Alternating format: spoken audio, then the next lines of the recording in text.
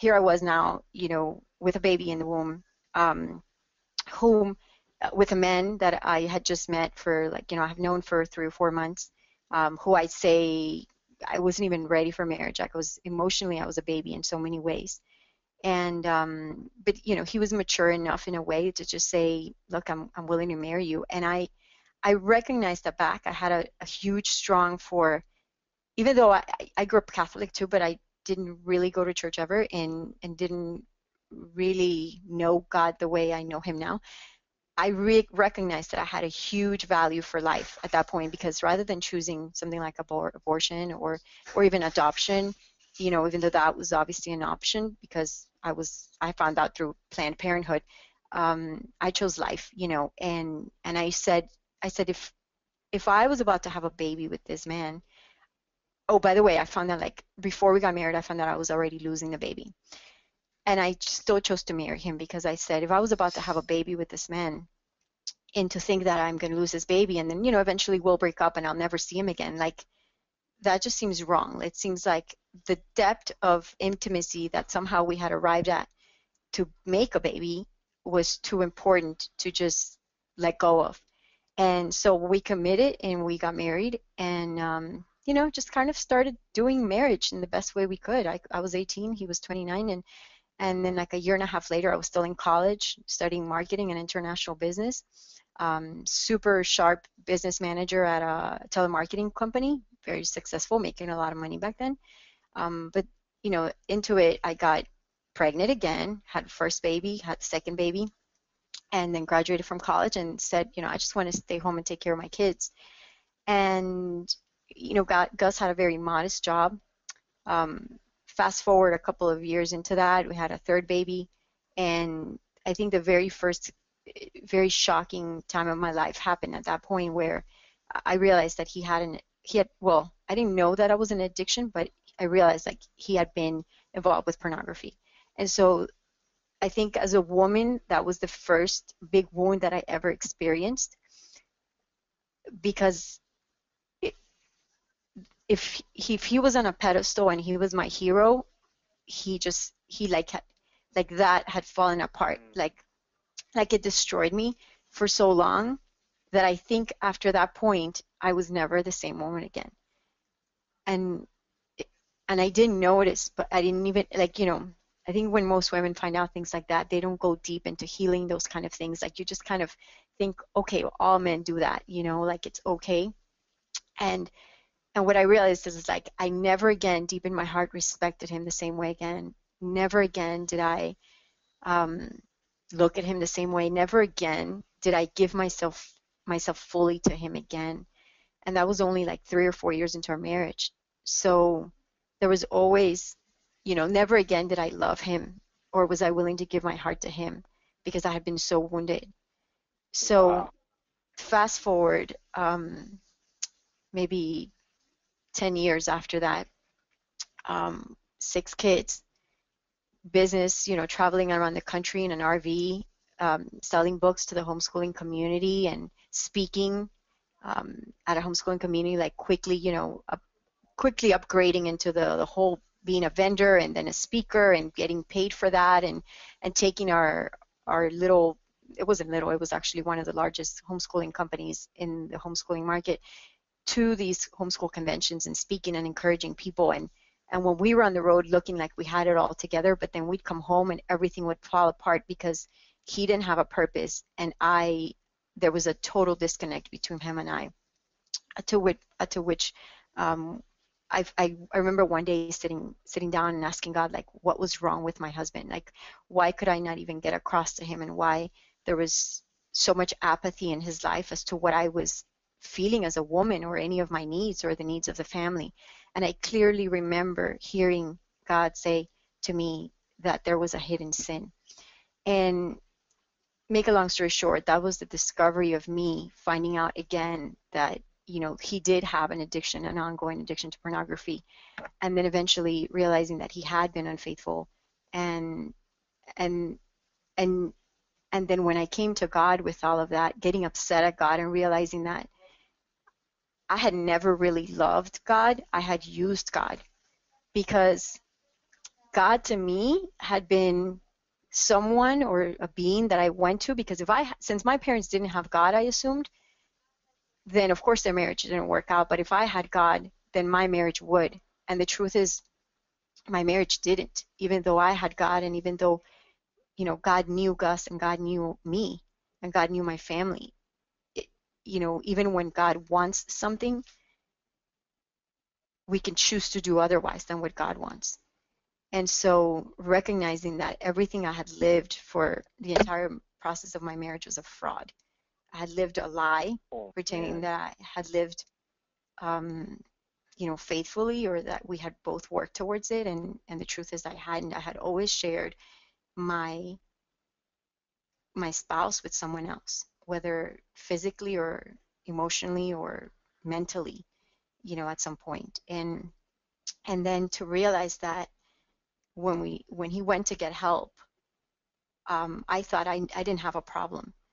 But to realize that God was using all of that in my life to go back to the womb, to when the moment when I was in the womb, to say, Shirley, your wounds don't start with Gus. Your wounds start at the womb, because your wounds as a woman in your sexuality, in your core, began when your father was already faithful to your mom. So of course, Shirley, you were going to end up with a man who didn't value women, because your father didn't value your mom. Your father didn't value you. And so there started a really deep, painful, capital letters, painful process of recovery for me as a woman, and for my husband as a man, and as a husband, and for our family, for our kids. Our oldest was 13 at that time already. And when I tell you I didn't hold any anger back, I mean, there was like I had to let go of all the religious beliefs that say, well, a woman shouldn't behave like this, or a Christian woman shouldn't do this, or a Christian. It was like, the heck with all of you freaking Christians, because you don't understand. Everything that you have taught me about obeying and just, and surrendering to a man and is bullshit. It's bullshit, because none of that worked.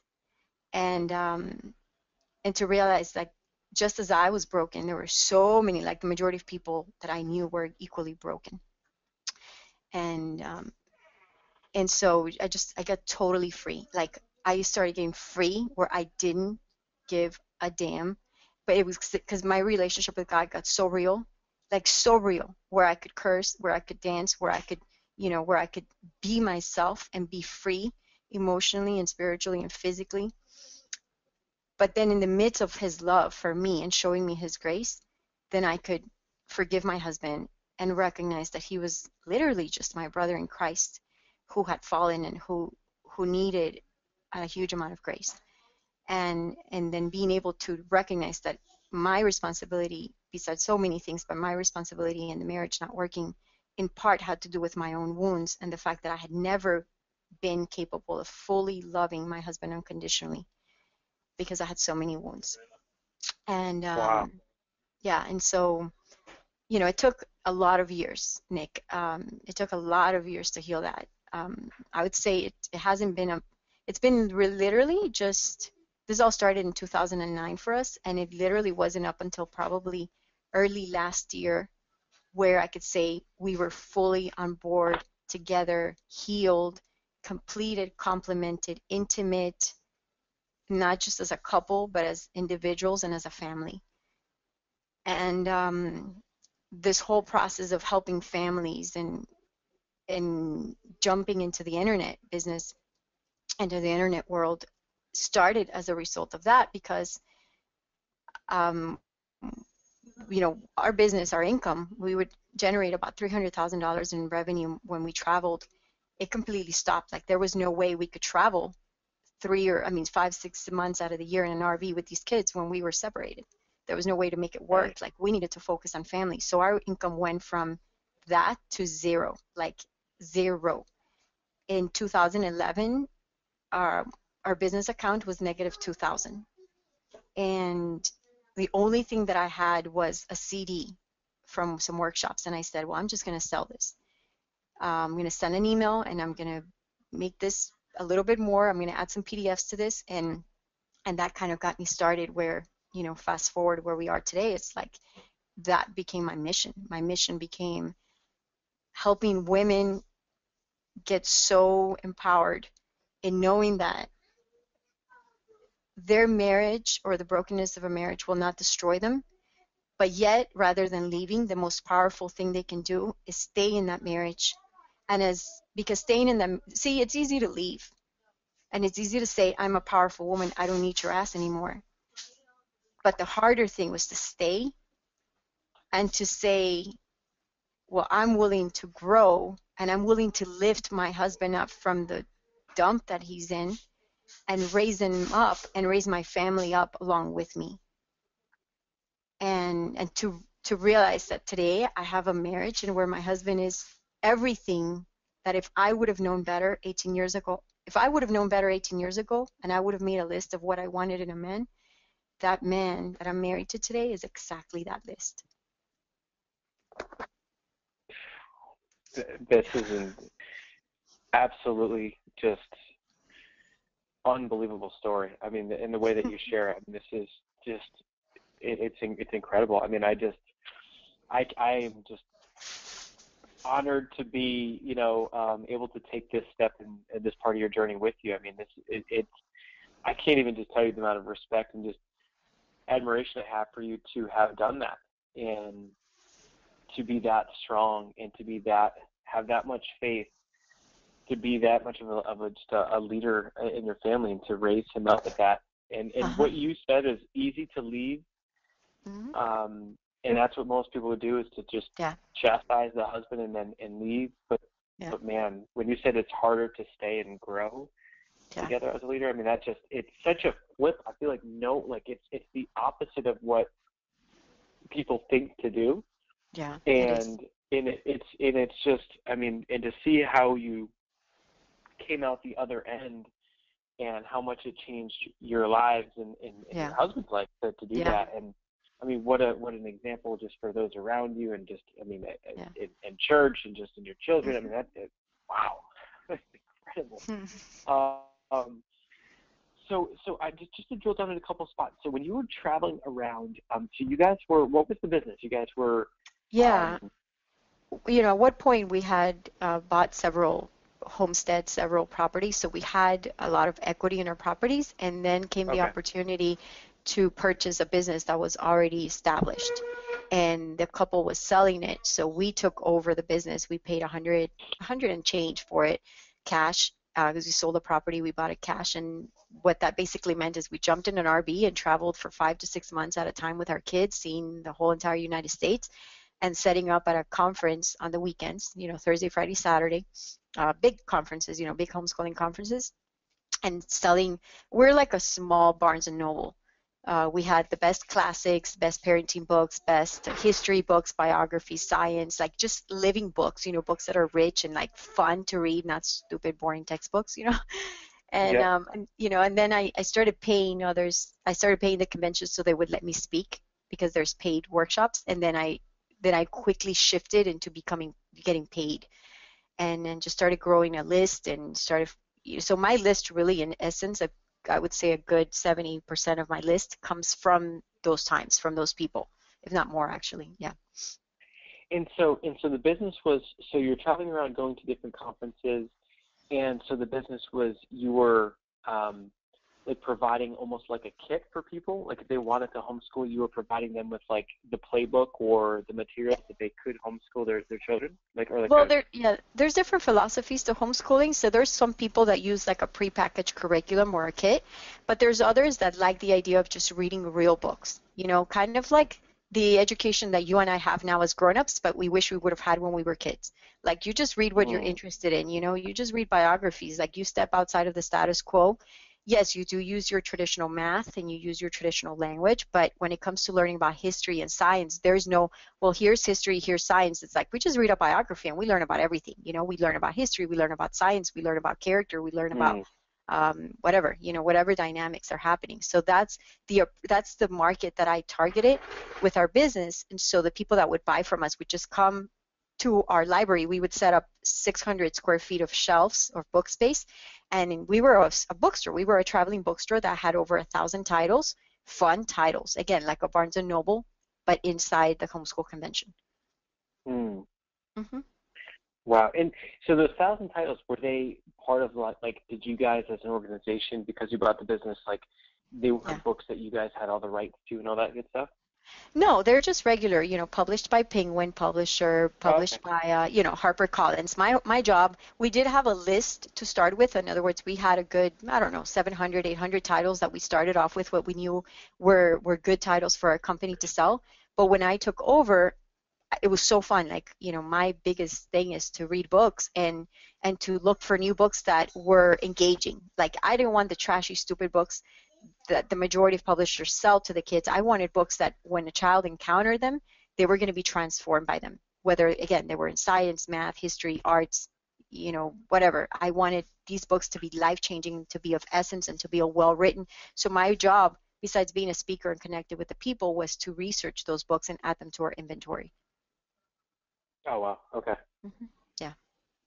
Okay. And And yeah. and so how did you guys, so you guys had all the different books, and so what was the revenue model for that? For what were people paying? Were they buying the books through you, or were they getting Yeah. some other like information? Like, how did you guys earn that revenue? Yeah, the revenue model was we would at the beginning of the convention season, or a few months prior to, we'd start getting applications for conventions because they're already like the state organizations already have conventions in every state. So our job was to fill an application to attend those conventions, which again the previous owners already had that in place. So our job was just to fill out the applications, show up, and then at the convention we would unload 400 square feet of books, of shelves, and we would stock our shelves with new books by having the vendors of the books, the publishing companies, ship directly to the state or city that we were in. And so we would restock the shelves with, sometimes up to $50,000, $60,000 of inventory in one convention. And the customers would literally come into the vendor hall and they would pick the books from the shelves, pay for them right there at our cash register, which our boys were the ones in charge of the cash registers, and then they would buy the stuff and leave. And then they sometimes they'd attend my workshops, and of course at the workshops I would promote certain books, and I was really good at monetizing. In like, people naturally bought the books from us because they just knew us. But when I did a workshop, I could generate anywhere between $1,000 to $2,000 from speaking in 1 hour, because people were like, I would recommend a book and they would flock to the booth to get it. So that was the revenue model. We did have a website, and I tried several times to just kind of get that going. But when we were at home, Gus and I were never well enough to really launch that. So we do have an active website with all of the inventory, all of that, but we never fully launched. We never really did anything massive with it. Okay. Mhm. And so the email list, the email list was built from being in the RV and traveling around, and it's people that would you say, I mean, have they kind of like aged out where they're no longer, like, is the list kind of lost a little value over time? Like maybe their kids have gone to college, or how would Some you? of them, have, but because we built a relationship with them even from back then, and I've somehow, I mean, there were a lot of years where I wouldn't email them so often, but I would say in the last year and a half, I've really emailed them consistently. So there's been a lot of opt-outs, but there's been a lot of opt-ins, and those that kind of stayed in the list have followed what I'm doing. Just to give you an Nice, idea, I would say half the people in my list have opened an email in the last 3 months, half of them, because I can nice. track that That's through huge. Octoport. Yeah, it is. Yep. Okay. So Cool. sometimes they've Awesome. become grandparents, but they still would say, "Oh, I love what you're doing. My daughter is now homeschooling. Can I forward your information to her?" Yeah, absolutely.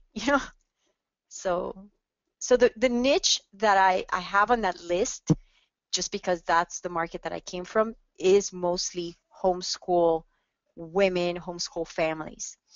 Mhm. Okay. Hmm. I love it. Yeah. I love it. And so, how about as far as is you sharing your story with me? I mean, how, like, if we fast forward to today, Hmm. and think about just your husband. I mean, is this something that he's open with as well as like is how he changed, or is it? I mean, this is you shared Yeah. this with me in this kind of confidence, but this is not like a public thing. Actually, it's very public Oh, it is. because Okay. yeah, it is. It is because once we Yeah, realized I think it's great. that Yeah. yeah that we had a unique story and that so many like we started finding out about all these vendors. You know, when I tell you vendors, that means they're leaders in the homeschool, in the Christian homeschool community.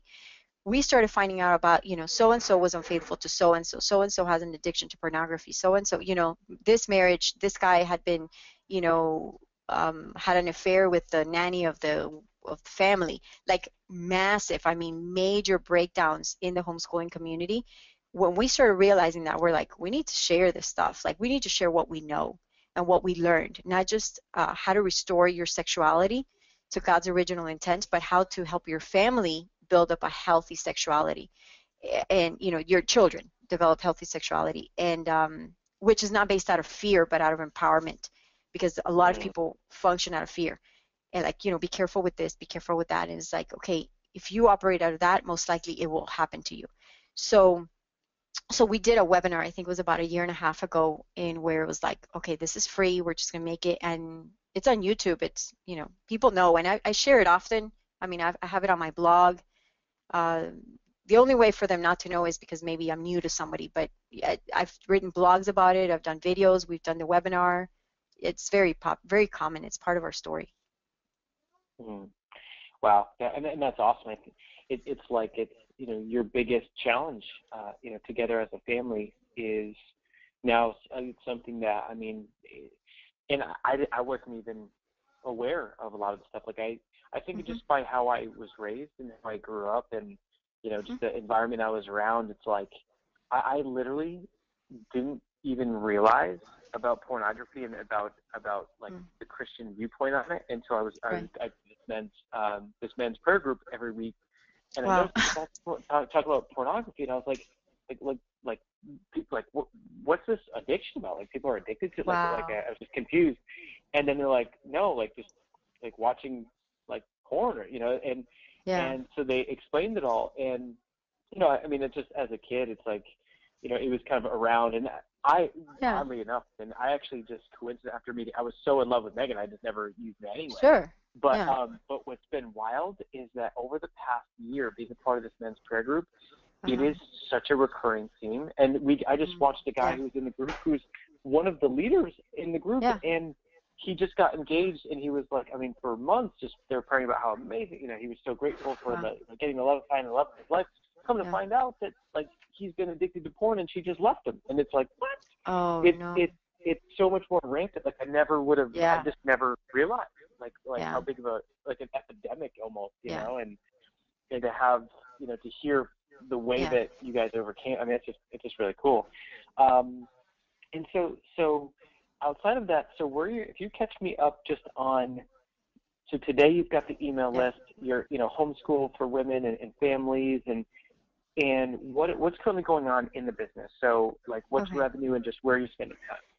So at some point in finding my purpose, and I got this big vision of that the stuff that we're supposed to teach wasn't just for the people in the homeschooling community. Like it was for them, but I had, here's the thing that, you know, when we become Christians, it's like there's such we're so excited over everything that Christianity means, what it does, the goodness that it brings into our life, that then we start becoming like the people that we're around, you know, so our wording becomes like, oh, praise God, you know, and Right. because the book of Proverbs says, and you know, because the Right. Bible says, and it's like our words transition so that we look like those people. And I had so much of that, you know, I had so much of it where I literally felt like when and I'm going to tell you, this is kind of might be cool, creepy, but I sat down with God when I was looking for my purpose, and I said, okay, God,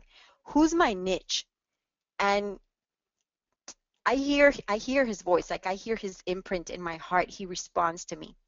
He responds to all of us, but some, you know, I had Mm-hmm. good, like in order to get through what I went through with Gus, I got really good at hearing him. And he started laughing. He's like, Shirley, it's those that are going to work for me And I said, no, God, you don't understand. Like, I need to know, are they Christians? Because when I do Facebook ads, God, you don't understand. I need to know if they're Christians. And he was like laughing, and he said, Shirley, it's those that are going to work through me. And then I said, no, God, you don't understand. Are they homeschoolers? Are they non-Christians? Are they New Age? What are they? And he was like just laughing, and he was like, it's those that are going to work through me. So when I heard that, I started moving away from the whole Christianese talk, and I made my topics all very general, very like anybody could take advantage of them. So then I got super confused because, my entire program was like, okay, it's got biblical principles, but I don't mention the Bible but maybe once in there. Somebody that's a Christian can recognize it, but the goal of the program, for instance, like the Building Character program, is to whet the appetite of parents to understand that there's a spiritual dimension to their children. And so so what did I do? I started going into that niche, which was clearly very different than what I've been exposed to up to all this time. And I almost feel like, okay, I don't belong to the Christian group anymore, and I'm not fully integrated with the non-Christians because I don't have a market, I don't have a list that has that. What the heck do I do? How do I monetize this? So what I did is I created last year it's really 4 modules, once a week, 2 hours once a week, and then 4 additional workshops. So it's like a 4 to 6 week program online with a membership site that's called Building Character with Children. And that program is meant to really get a family to have goals, purpose, mission, to know their family culture, like what corporations would do, but in the family. And then to teach parents how to be proactive in raising children, teaching their kids character. And then lastly, using what I know to heal emotional wounds, to tap into the parents' love for their kids, to say, okay, if there are some things that you cannot change in your parenting style, it has to do with your childhood, and this is how we heal them. So that program I launched last year in January, and I launched it to my list for $97. I think I sold like $4,000. It's pretty cool. Professional videos, like it was all really awesome. Nice. Yeah, it was really cool, except that as soon as I finished that, the money stopped because it's like, what else do? You already sold it to your list, and what else? Like, yes, you could do ads, but the ads that I was doing weren't necessary. I knew that the price value at 97 was too cheap for what I was giving, yet it was a good price point for my crew, So then I tried $4.97. So I started doing webinars and testing them to like a Facebook crowd for $4.97. Sold one, I think, but I had spent like $500 or $600 to make that one sale, and it was like, oh, this is painful. I don't. So I would stop continuing to invest on ads when I knew like that I was spending too much, because mind you, I wasn't making any money, because my idea of revenue was supposed to be from this program. And when this program just made me that amount, and then I had no other idea. So then I was like, okay, I'm going to sell this same program, but I'm going to sell it to mompreneurs and focus on mompreneurs for $4.97, and maybe offer an upsell for coaching so that they can leverage. I looked for different angles on promoting this, and and then went through all the work to setting up all the pages, rewriting the webinars. I mean, you can't even imagine the amount of work. I mean, yes, you can. But I did so much investing on that, like doing new ads, but then being afraid that I was spending too much because I wasn't seeing the pages convert the way I wanted them to. Make a long story short, I hired a coach again. She told me to relaunch it at $197 to my list. I sold maybe $2,000, but busted my butt creating content because my list had already been exposed to the content I had created previously. Sell $2,000. I was like, okay, well, I would have done that by myself without a coach. And then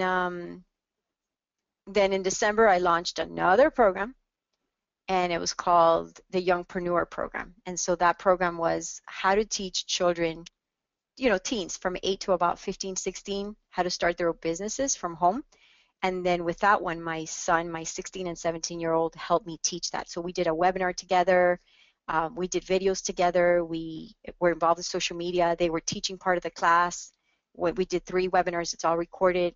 They did coaching. We had an upsell coaching. That one we sold for $37, and then we did an upsell coaching for $97, so the kids could have a mastermind group, and we sold like 8 or 9. So I think we sold like about maybe $1,200-$1,300 from that in December. Other than that, what else do I have going? I have, I launched ShirleySolis.com in September, did a huge Live Life with Flavor challenge in September to launch my website, start blogging. So I've actively been blogging since then. And now I'm beginning to do interviews where I interview people usually once a week. I'm writing blogs almost daily. Increased my Twitter followers by like 1,000 plus in the last month. That's kind of where I'm at, but there's no, like what I realized is like, yes, I've maybe been doing things the wrong way because I was expecting that once you create an online program, that was going to make you money, and it doesn't. Yeah, I know. It's a real it's a real doozy. You think like, oh, once you make it, then it'll just keep coming, and then it's like, oh shoot, I have to sell this thing regularly to, So a couple things to drill down on. So as far as when you talk about purpose, so how would you describe your purpose again? You mean how would I share to someone like what my purpose is? Yeah. So let's just say like you talk about asking God about your purpose. But what would you say? I mean, for you, like how would you define that? What is your mission that you're on with this? Okay, so I have a personal mission, which is a little broad, but it really describes who I am. And my personal mission is to discover, create, and connect. And in those 3 words, it's like I discover the world. I love discovering the world. And then I create stuff from that discovery, and then I connect people through education and business. I mean, I wrote that several years ago, and I was like, that's my personal mission statement. In my business, and what I'm doing to monetize and to make money, I know that I've identified that I'm supposed to help leaders, because everybody that I help in one way or another is always a leader. Like I'm the coach of the coaches.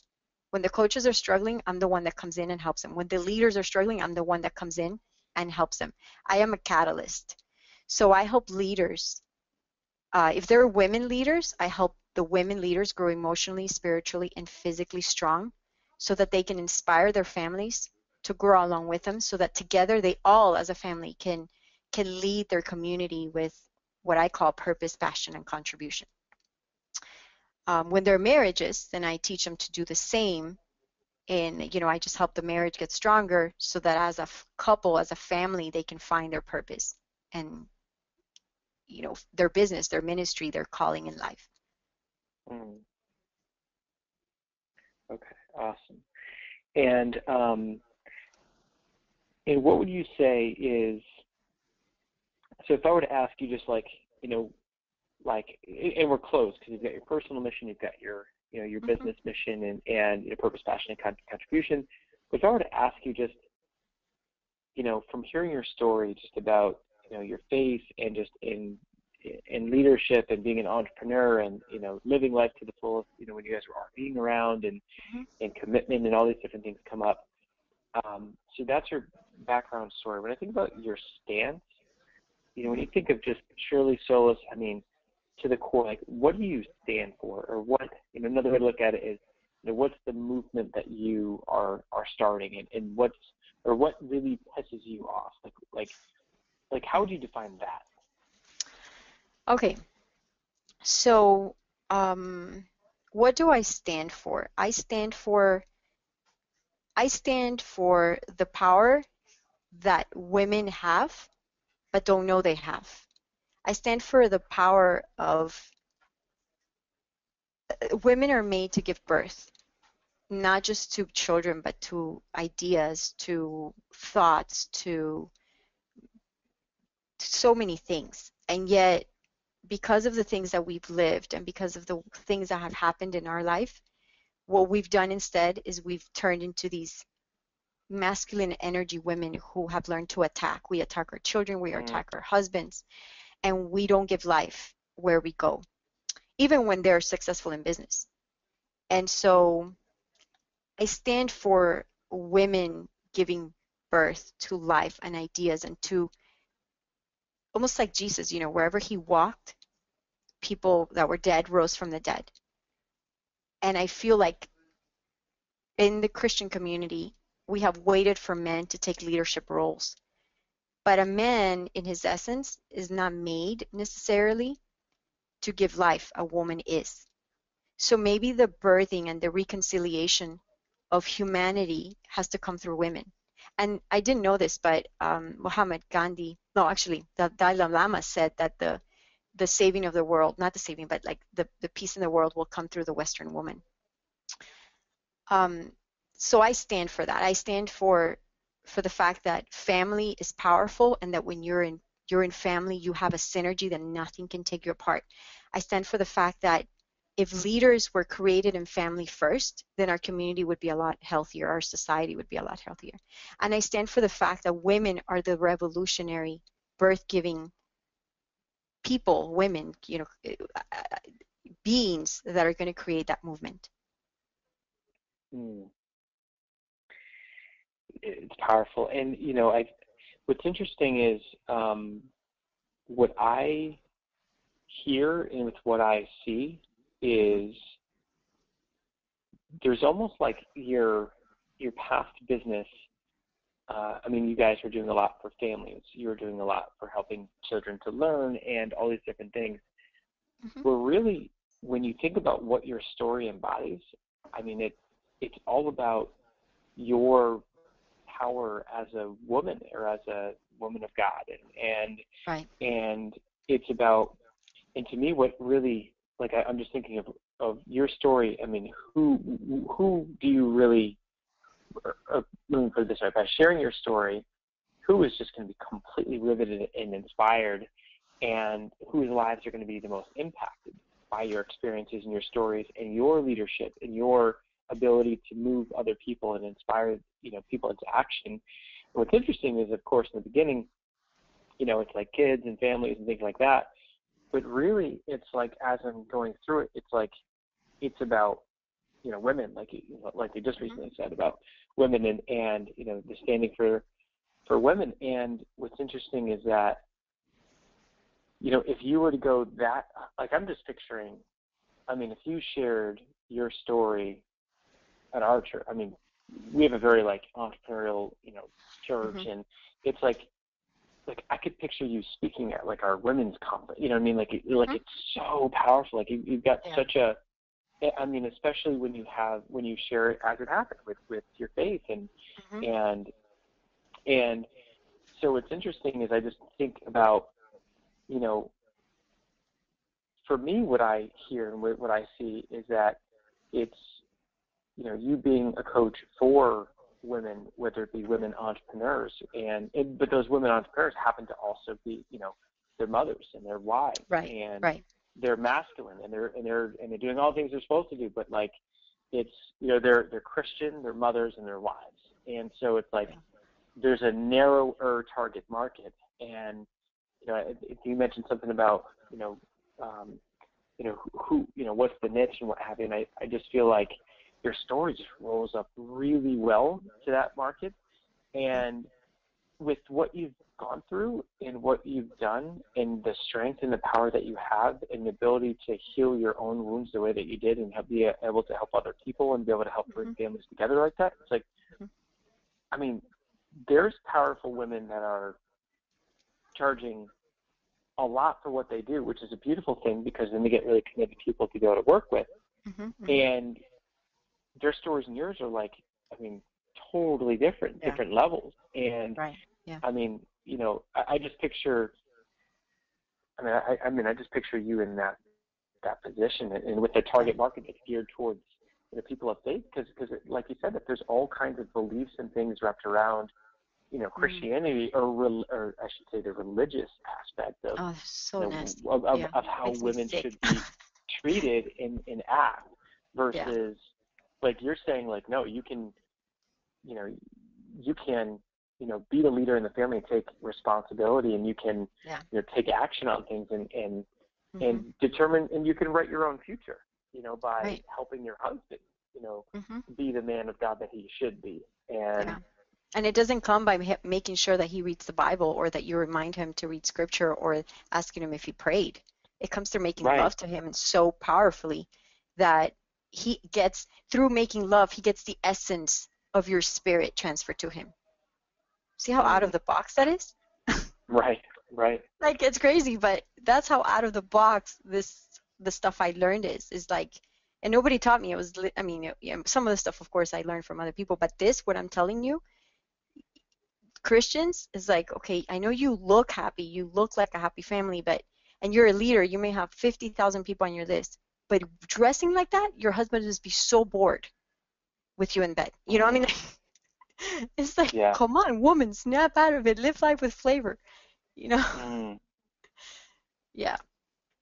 So yeah, for sure. I do know it's women which even, and I think I started with the whole kids because that was a program I had. Like, Oh yeah. there, Totally. That was you know, before. that was Yeah. the only thing that was proven to me, like where I was like, okay, I know I've got this much. Like I wasn't ready to, uh, I didn't, yeah, like things just weren't in place. I didn't have my website yet and so forth. And it was like, well, you know, I have this. So it's good that I've already established myself as family because that's what I Yeah. stand for overall. But yes, my core is working with the women. In fact, my logo is an inverted womb.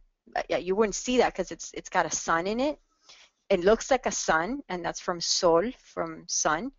But Mhm. it's in my, I know where that comes from, and it's from an inverted womb, and it's from giving birth, and you know, like the whole idea of giving birth.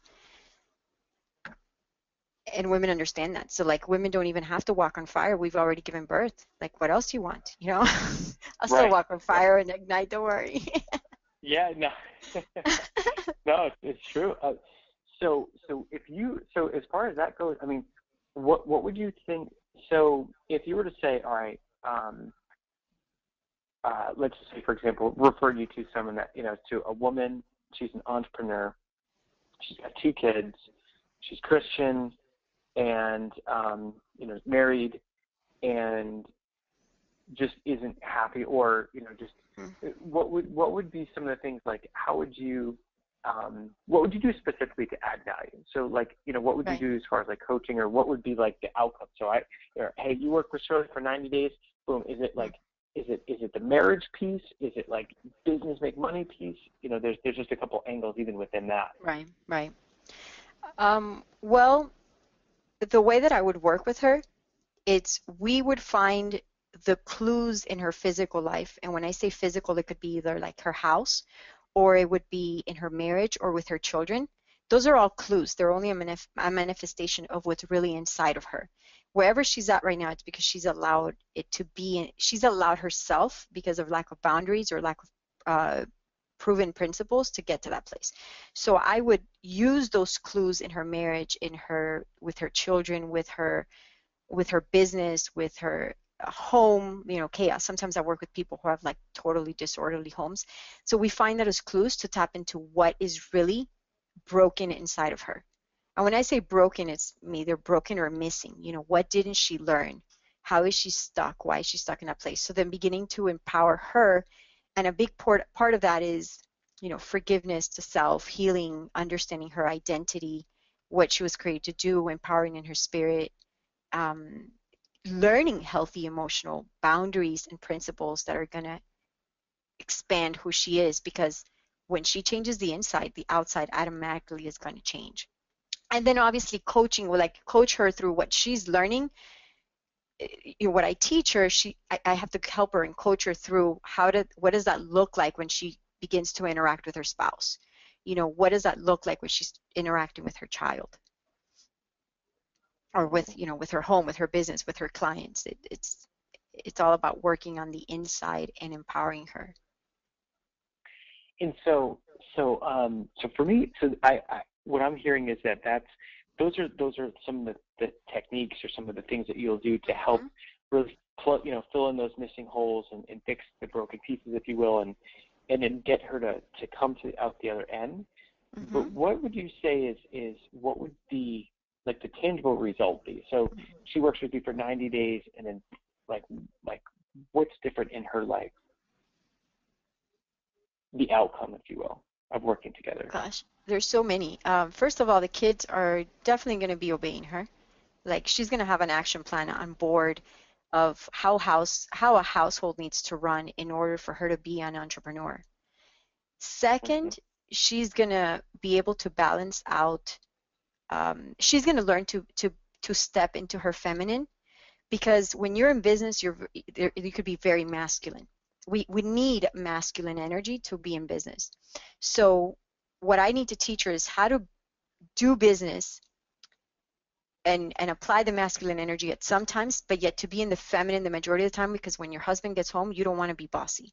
So you're going to need, she's going to know how to develop an, she's going to, and like the Hispanic in me kicks in, and it's like, girl, you're going to spice up your life. Like your marriage, like that guy is going to look at you in a way he's never seen you before. Like everything about you is going to be in flares, because you're going to feel so hot. You're going to feel so enthusiastic about life. You're going to feel so passionate about what you do. Like he's going to pick up on that, and you're going to have him eating from your hand, like it's no longer like, sweetie, can you take out the garbage? You won't even have to ask. He's just going to be like, yeah, whatever you want, and then that you're going to carry over to business, because automatically when you're so sure of yourself, and as a woman, you know that you've done the things that you've needed to do to keep your house in place, and that because a woman has integrity. Majority of women feel like fakes when they're trying to do this in the business world. When they're real, when they're real women and they're real with themselves, the integrity doesn't let them function in business if they don't feel like they're being authentic at home. So they're going to learn to be authentic at home, so they can transfer that onto the business and be totally them. Like I'm going to teach them to know who they are, because they don't know themselves. The reason why they got to that place to begin with is because they don't know what they like. They don't know what food they like. They've taught to be pleasers. Please the husband, please the kids, please my dad, please my mom, please the friends. It's like, no, if you don't want to do that, you don't. You want to put red lipstick even though he doesn't like it. You want to put hot pink. You want to wear a miniskirt even though the church says no. You want to buy the hot pink pumps, wear them. You want to dance light music and like, dance like holding on to your hobby and like totally get down on the floor, like do it, please you, because that God made you that way, and that's not wrong, it's good. And they're going to just like, wow, they're going to begin to discover themselves in a way they've never even known they had potential to be. I'm so excited. I love it. It's so good. So basically, so outcomes. So we've got all right. So we've got that basic. So what you're saying is, I mean, when you help them get dialed in at home, and you really help them with all the other pieces. So let's call that like all the things that you'll do. We can bunch all that together as like the how, right? So that's you're going to help them like with forgiveness and creating healthy emotional boundaries, like all these different things. So, but part of the outcome is, it sounds like, where, kids opening, household is being run in a way where it's so liberating. You feel so hot and passionate about what you're doing. You're noticing that your husband is looking at you and treating you in ways that was kind of like when you first met, right. and like your love is just hotter than it's ever been. You're having more fun than you've ever had, and also as a result, your business is more successful and making more money. Would that be safe? Like you could draw the correlations back to money too, about making more money because you're having these other things dialed in? Yeah, you absolutely could, because again, having all of that stuff in place helps a woman think clear. Just knowing that, okay, I've got a system for the kids, knowing that my husband, because of the woman that I've become, is now supporting me, that automatically opens the door to being more clear in business and to accomplishing this as a mission, whatever she's got to do. And then of course, I've got the business know-how of how to create the brand, and so then we can move on to working with her. But the cool thing, what I really like is the whole thing of telling women that we have treated life as if we've been fragmented. Like, we have somebody that's a life coach, somebody that's a kids coach, somebody that's, marriage coach, somebody that's business coach. But here I come all together, and it's like, hey, I'm not going to fragment you anymore. I'm going to put you together. I'm going to make you whole. And I'm going to, as I teach you business, I'm going to make sure that you're doing business in order, so that you're going to do things in the order that they need to be done, orderly, ordained by God kind of thing, Mm-hmm. rather than bypassing and jumps, bypassing some things that were really important. So the end goal, of course, she is going to make money. But honestly, it takes a while to get there, just to become the kind of woman that can call in that amount of money that you deserve. Yeah, no, That's true. no, for sure. I'm just my brain's just going to some of the strategy piece of just, what are the angles where it's, I mean, everyone has like a financial need, right? So they're, for me, I can, on my side, it's my, I always think about is I sell what people want, but then I give them what they need. So what most people want is if they've got a message or they've got a purpose they want to get out there. I mean, usually there needs to be more money, right? And so for me, it's like my whole thing is if someone gives me 20 grand and I can help them make 100, boom, like it's clear. It's like, all right, I give Nick 20 and he helps me make 100. Now the only thing in that equation that matters is their belief that do they think that they're capable of getting to 100? And then it comes down to my belief. Do I think that they're capable? And if we're both a match, then yeah, we do it. And then but it's one of those things where it's like, if you're putting up the money and we both believe that there's going to be, that outcome, then that's how it works. Now, it marketing-wise, I mean, that's strong because I can speak to a clear, tangible outcome, and I can reference case studies and things like that. Now, when you get into intangibles, it just gets to be more challenging because it's harder for someone to say, I can't really feel it or touch it or see it. So it's like, just that's what it just gets to be harder to market, harder to sell because the level of trust has to be so high where they're like, it's almost like if you're that speaker that's on the circuit and you've got your book out and it's like, I mean, you basically overtake the marketing challenge by being so popular, if you will, right? And like having such a status, then people are like, oh my goodness, like they just can't wait. They'll throw money at you, but that's that's a big leap. So it's like within what you're sharing here, I'm just thinking of what's the best way to kind of get the message simplified. And there's a couple things. Like it could go a direction where it's kind of like, I call it life on fire. You might call it life with flavor, right? And you're living life with flavor, right? And so your methodology, it really could be the same thing as mine, where you end up saying, like, for me, it started as the 4 pillars, mindset, marketing, networking, purpose. Now we're adding spirituality, right? And that these are all the ingredients. And so part of what my stand is kind of like yours, where it's like, I always say, things like you can have all the money in the world, but if you don't have any time, it's completely worthless. And it's like, if you have all the money, but you don't have love, I mean, what good is it? Now my stance is, hey, you can have everything dialed in your life, but if you don't have spirituality, I mean, you're missing out on this whole other dimension that I never even knew existed. And so it's kind of like living life with flavor.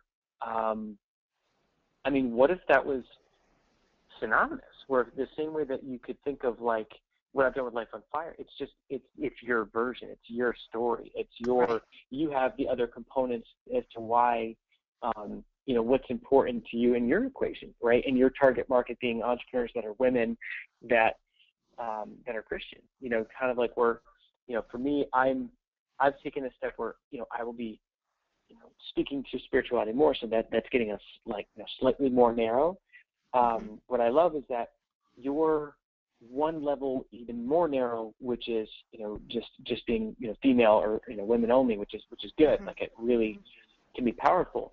And if you think about it in that light, then you can talk about it as like, here's the 4 pillars to living life, a life with flavor. Or it's like, or here's the results. And, it could be everything from, it's like how your kids, not only, it's like your kids, I mean, we could think of like what would be the biggest desire. It's like your kids not only obeying, but like excelling. Like your kids wanting They're to thriving. be the best. It's like your kids are thriving. Like just picture it like you painting the picture of this. Like imagine what life would be like if your kids were thriving, where they were just excelling. They wanted to learn, and they were just excited and so filled up with happiness about life. And you based on your leadership and just they were so inspired and thriving. Imagine if your husband looked at you the way that he did when you first fell in love. Like imagine if you felt sexy and alive every single day and just couldn't wait to get out of bed. Imagine if you had more money coming into your business than you thought possible. That's what a life with flavor is all about. And my name is Shirley, but it's kind of like what's interesting is those could be the different pieces where it's kind of like those are the different outcomes. And then if there was like one program, like if there was one like main pivotal program that could be your feeder, that could be something that you put them through, that's like it's a 90-day program where that's where you're, because basically I feel like, and there's so many parallels with Life on Fire, which is if you have like this either $997 or $2,000 product, where that's like your flagship, and it could be 90 days, 90 days to a life with flavor, right? Or 90 days to XYZ, whatever the result is. And that's where you could start that off, and I think we could dial in ads. And the fact that you are almost break even is actually pretty good. That's I mean, if you think about like imagine if we had Val looking at your ads and we helped on the close, and you refine this a little bit deeper where it really is about like getting these areas of your life dialed in for a woman, and they can connect the dots that that there is making more profit is part of the result. That could be a channel. Then you've got things like networking with mom bloggers and doing some work with them, and there's just such a good opportunity to write for them, and to be the coach for that market, if you will. And so if at a high level, if you had that one program that it starts at let's say $1,000, a year from now it'll be like $2,000, but in the short term it's like $1,000, and there's like a 90-day plan and a 90-day result, and that's where they get you fiery on the phone. A lot of community is built. Maybe they get a call with you in the beginning or something, and you get to know them on a personal basis a little bit, and then everyone that's involved is on like a weekly call. You have like a curriculum that you take them through, and in the beginning, maybe the first round, there is a little bit more like one-on-one attention, just to really help ensure the results and things.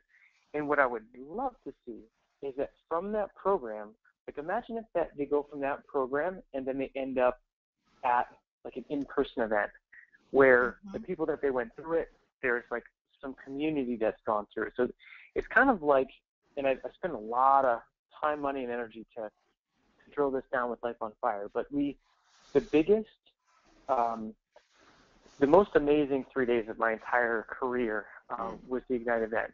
And it's because it was in that room where everyone was so like-minded, and the movement for Life on Fire, it truly did start in that room. And people that, even if they didn't buy anything, they were sending in letters. Like it was life-changing for them.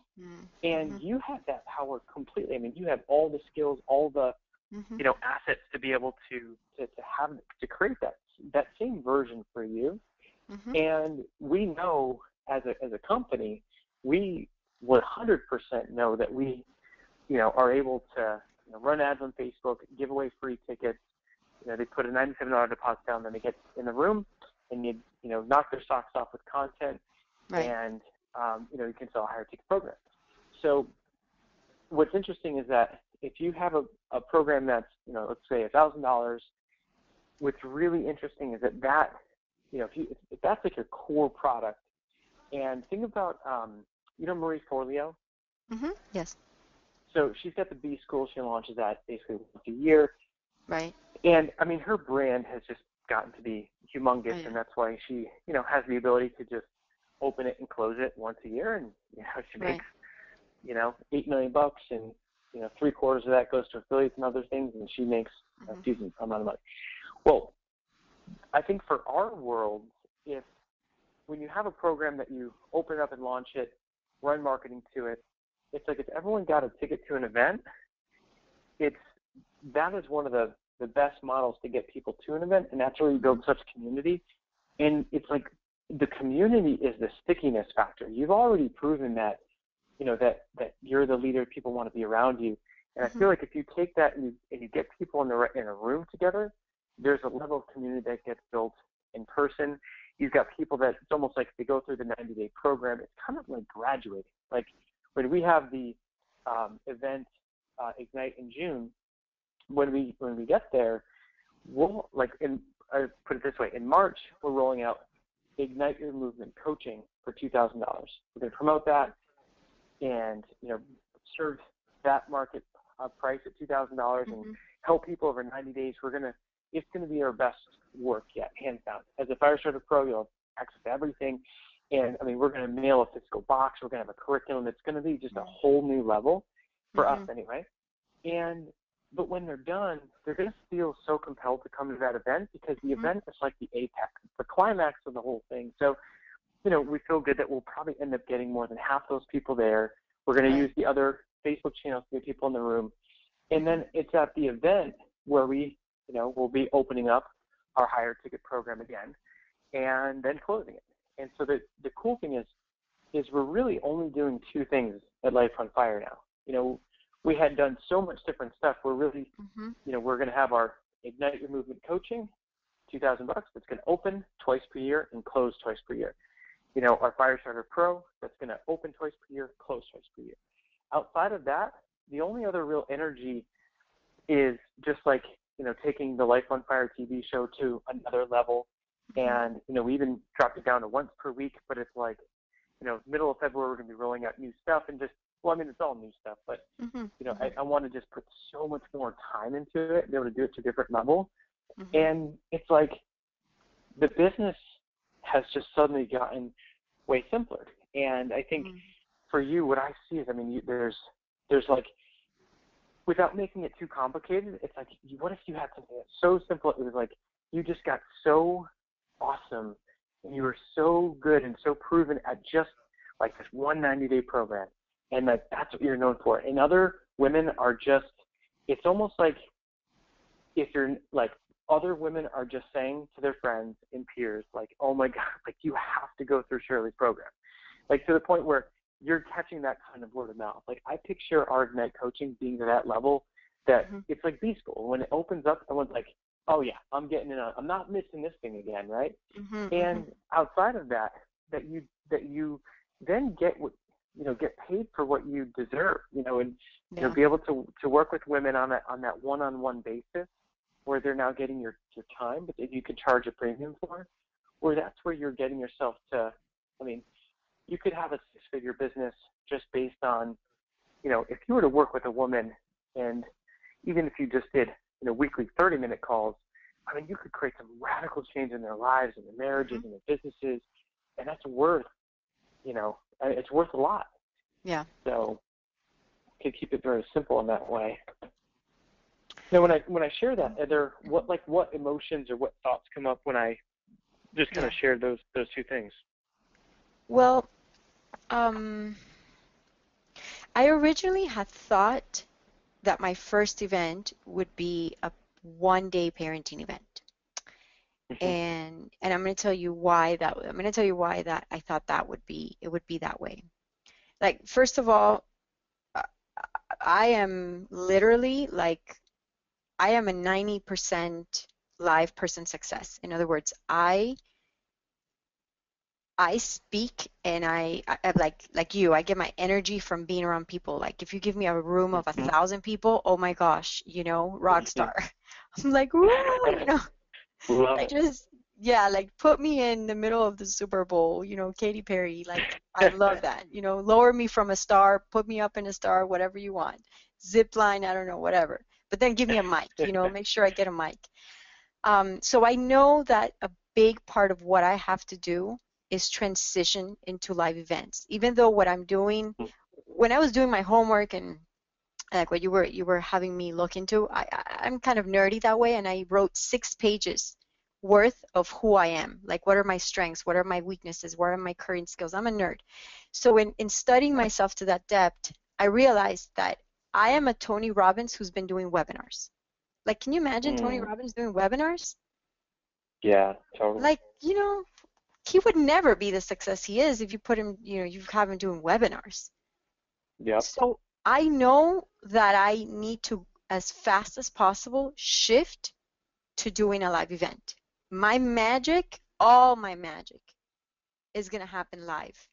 And I really like the Tony Robbins model where he has one entrance event, and then from that event, there are different events with different themes. Like I don't, and I know it's a process, but I just want to give you the long-term vision of what I Yep. have, which is like I know the majority of people have just one event a year, and for you it's like Ignite, or other people have others where like for me there has to be that one entrance event like UPW, but then there's a life mastery, and then there's a wealth mastery, and then there's a business mastery, and then there's a date with destiny. Like for me, it has to be that same way. There has to be one core event, and then from that event, I have to sell other events because my magic and my family's magic happens live. The only way people are going to interact with us as a family, and they're going to be able to model not just who I am, but who my family is.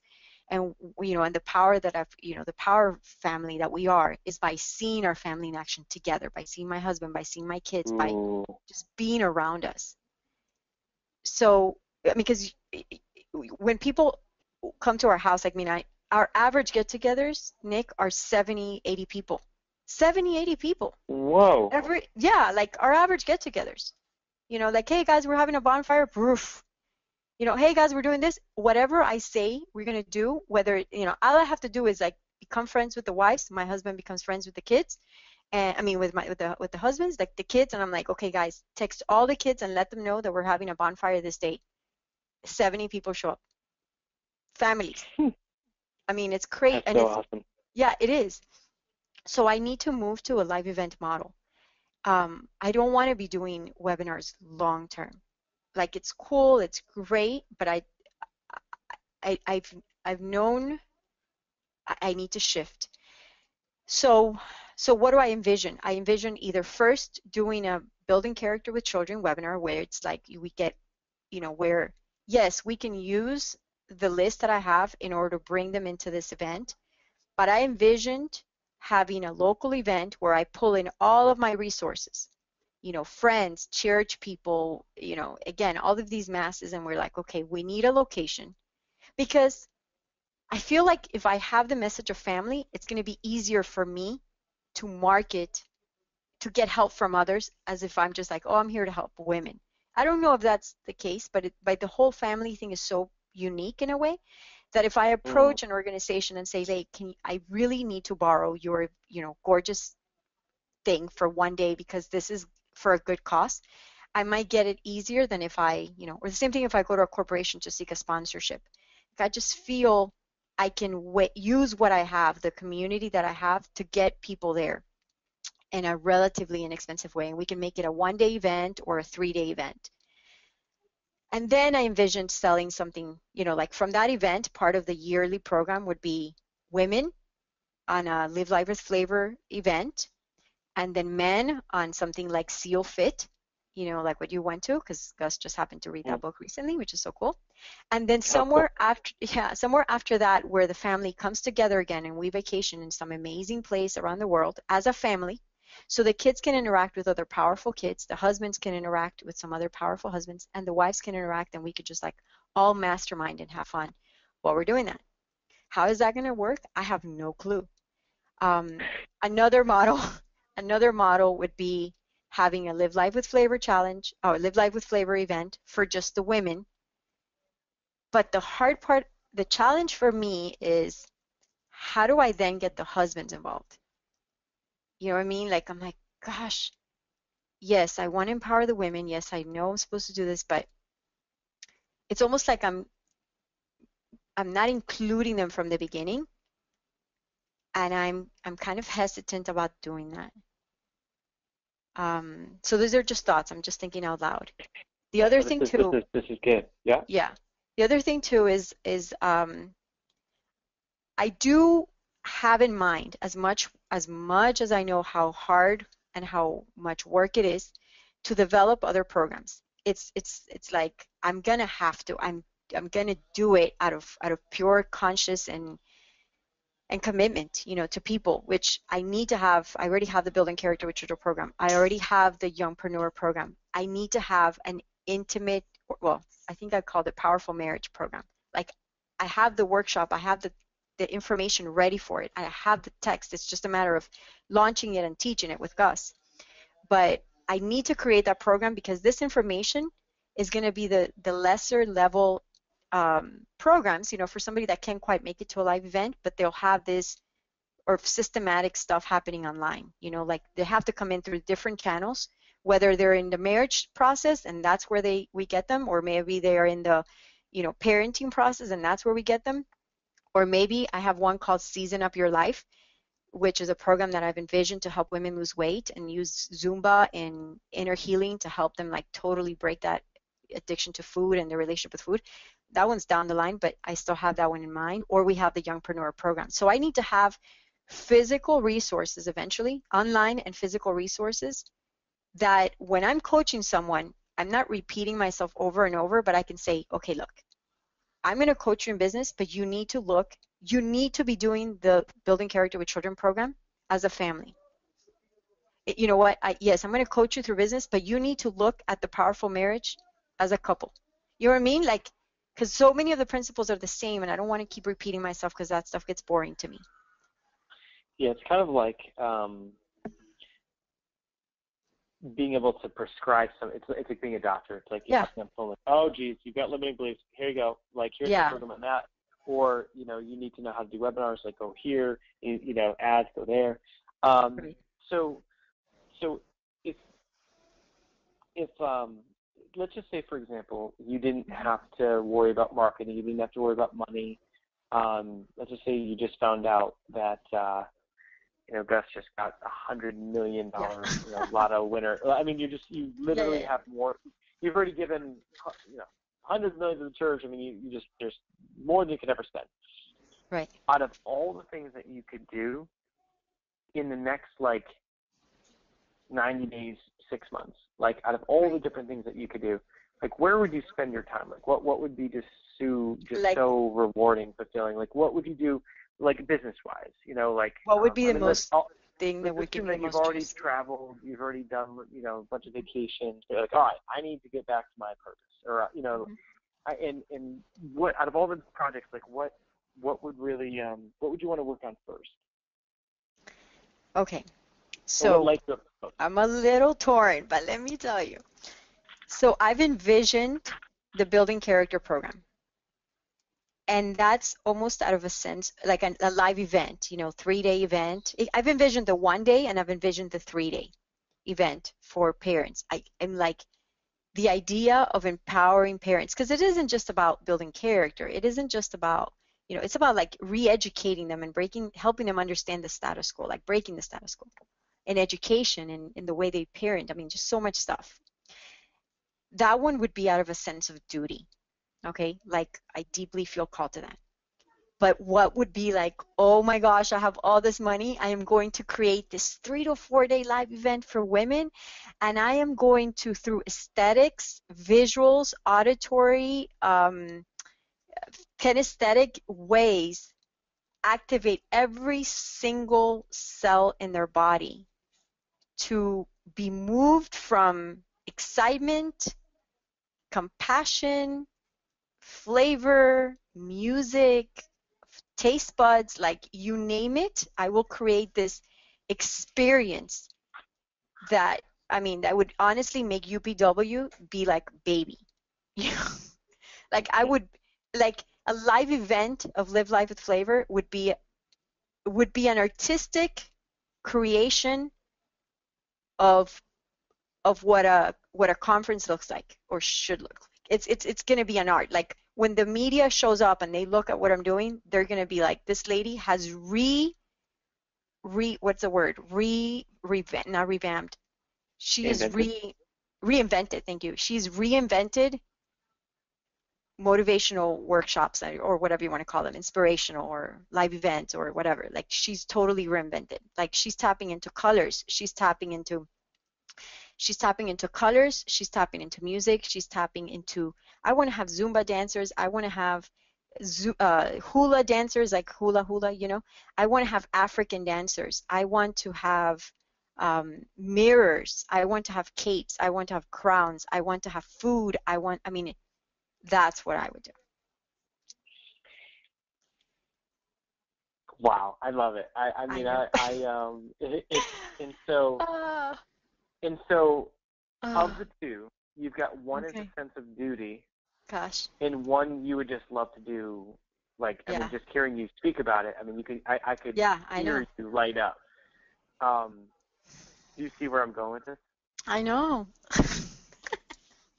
So here's the thing. So check this out. So your sense of duty is kind of like, it's like a commitment to something that you've done before, and maybe you've already invested a bunch of time and energy into it, and there's all these past things associated with it, right? So it's like you've already gone far down the path with it, so it's like, well, of course I need to keep doing that. This is my sense of duty. This is who I am, and this is something that I stand for, and this is something that this is part of me. Like it's my obligation to share this with people. But what's so interesting is that when you share the 3-day live event for women that activates every single cell in their body and creates an experience that would make UPW look like a chump, and when the media shows up and says that she's completely reinvented a 3-day event for women, and you're up there sharing your story, and they're crying, and they're connected with you, and you've got hundreds of women there, and they're dancing, and the food's amazing, and the colors, and the music, and the African dancers, and that experience is so transformational for them, that part of that journey and part of that event, you are giving them some of the gifts that comes with the Building Character program. I mean, when you completely transform those women, what are you doing for their households? You know, what are you doing for their kids and their husbands? And it doesn't mean by going towards something that you're passionate about, something that truly, I mean, talk about living, you know, with flavor. As soon as you start talking about that, it's like, ooh, but if I gave myself permission, I would just love to do this. Oh my God, I would make it the best thing ever. And then it's like, well, surely, I mean, it's like, if you go towards that, do you know how much you'll be in the zone and how much fun you'll have, and how many lives you're going to touch and change? Because that's going to be you at your highest and best leverage and the highest and best use, and you know, and from that, you'll have so much more impact that those women will continue to take your message home with them. And so your sense of duty, it's almost like misplaced, where your sense of duty has been the Building Character program, because that's what led you up to this point, right? I mean, it's, you know, finding purpose is all about, like, it's like making our best educated guess and going on God's hunches and visions He gives us and things.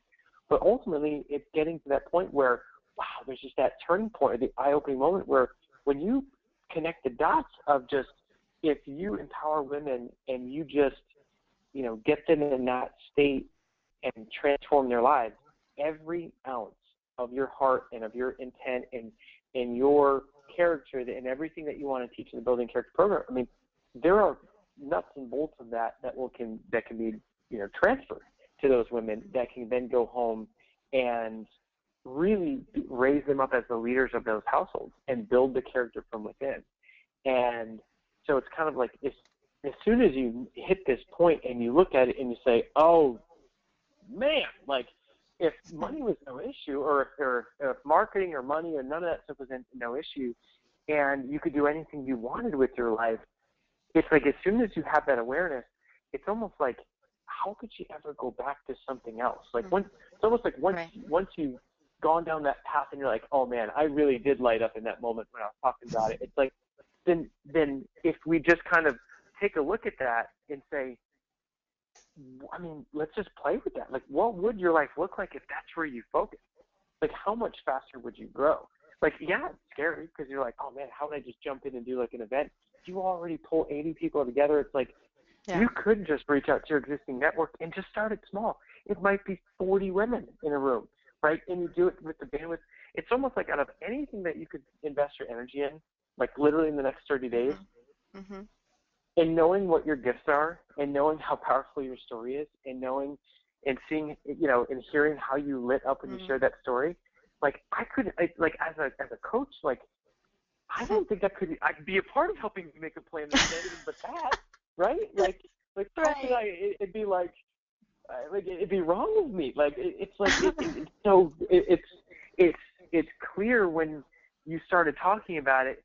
And the only reason not to do it, and the only reason you wouldn't do it moving forward, would be a concoction of fear or any limiting beliefs. Because sometimes, you know, when you're like, oh man, I would love to do that, and then all of a sudden it's like, but I can't do that for all these reasons, right? And it's like, but I don't have the money, or who's going to come and do that, you know? Right. Like they start to fly in, and then it's like, you know what?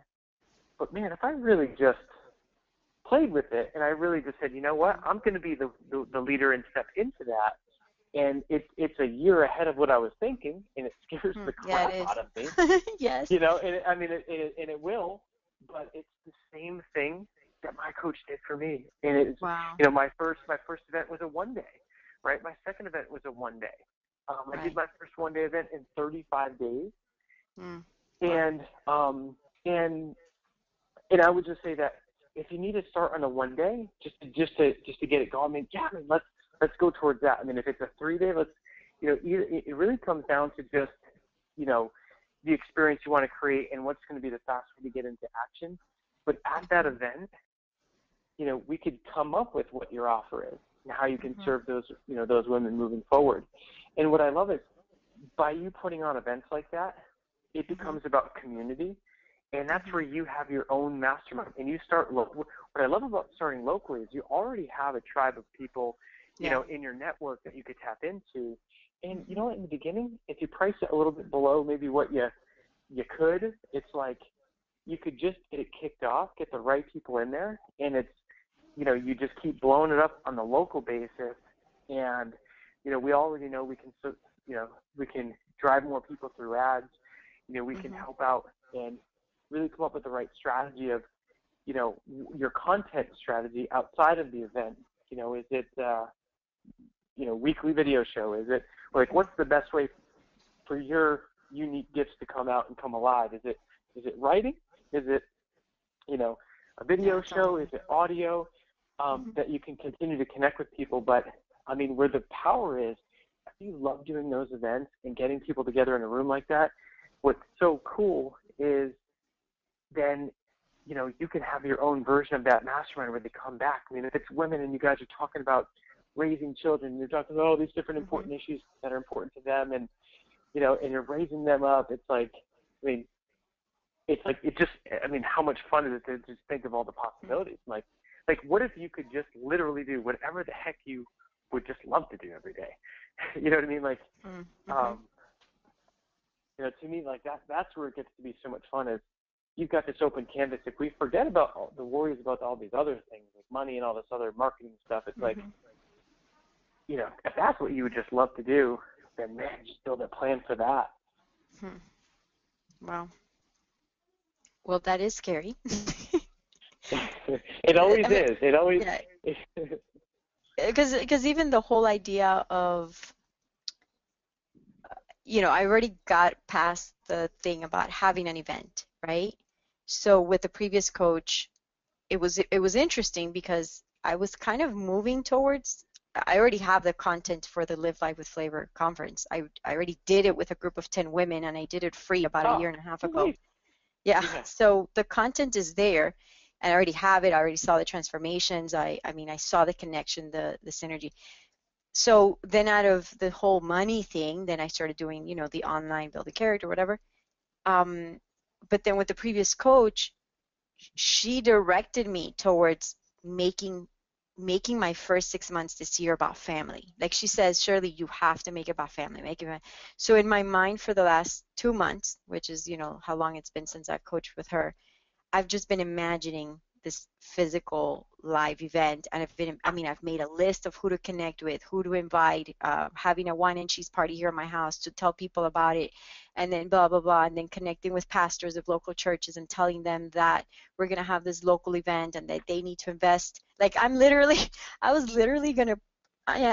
gonna ask them to donate, or like not to give me the money, but to have someone from the church donate a certain amount of money as an evangelistic fund, because this is in essence an evangelistic fund. It's a way to reach women who need help, and but it's all been around this family event. I had the bonfire here at my house with a bunch of people that are already customers or potential customers, like all around that. So now to shift entirely to this is difficult. It's relieving in a way. It's exciting, because I do know that the creativity I hold will be optimized at creating that event. And then of course, I do have a limited belief of like, yes, but if I'm trying to help women, will as many people help me as they're going to help me with family? The truth is they will. It's just how I sell it. I can still get the help from the pastors and be like, well, this is what I've noticed. These are the trends. This is my story. My family is backing me up with this. Can I still get your help? Because ultimately, but so I'm adjusting, Nick. Well, the cool thing is yeah. when it's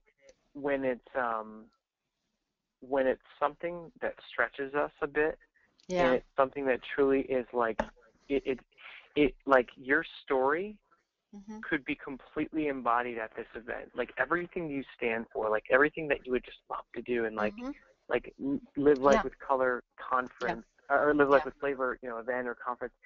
And what's wild is that it's so common. Like this for me is like when we first hopped on the phone. It's like I was, especially when we hopped on the phone and you started sharing your your views on spirituality and like how we met. It's like, man, like what an like for me, like this just rocks my world, where like I get to help be the person that has an outside perspective, and it's funny that I like what I realized about me is like my purpose is to help other people drill down on theirs and to really help theirs become clearer, right? And because you've nailed it. I mean, your stance. You've got so many different gifts.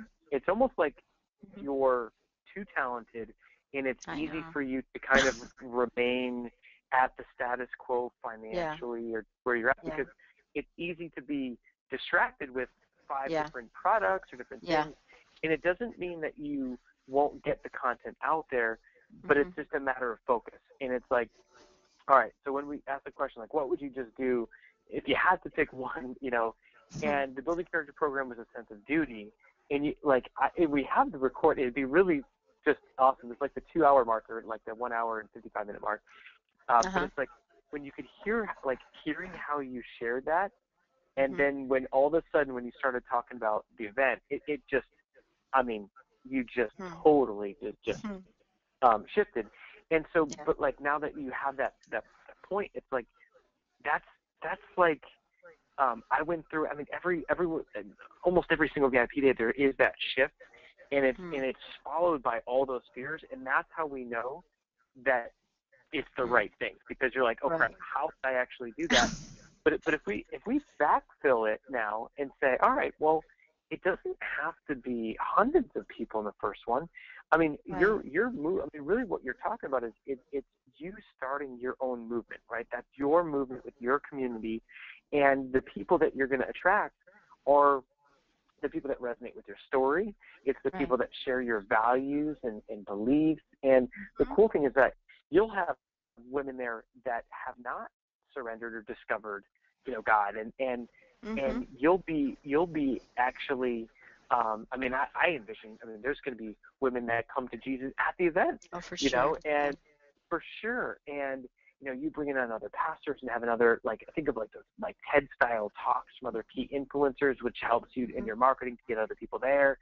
And if you were to put on, whether it be a 1 day or 3 day, that with your existing contacts, just by, you already have the name, you've already proven the concept with the smaller, 10 people, and it's like when you claim that time and the date, and even if you start small, it's like it only takes, let's call it 50 people in that room, if that was the goal minimum, right? It's like, and then when you're together, it's like the next time you come here, it's going to be 100, and the next time it's going to be 200, then 400, and it's kind of like how we did Ignite Your Movement, like that's our mentality. And like you, it's like I wanted to make that event better than like a Tony Robbins UPW. So instead of walking on fire, we walked on glass and we broke through boards, and that was an accident. Like, I wanted to walk on fire. I was trying to copy the guy. Next thing you know, it's like God just threw me a curveball, and it would end up being way better, way bigger. And so it's like, if you were to put your energy and your creativity just into that, like what if we spent time, drilling down in how does that come to life within your budget, which we can stay within, and if you're like, Nick, I don't have a penny on ads, fine. Like, we'll develop a plan that will get you the 50 to 100 people as is. It's like grassroots PR. If you have to bootstrap it, you bootstrap it. But like whatever the challenge or curveball that gets thrown at you, there's always a way to pivot, and we can find the solution on how to make that happen.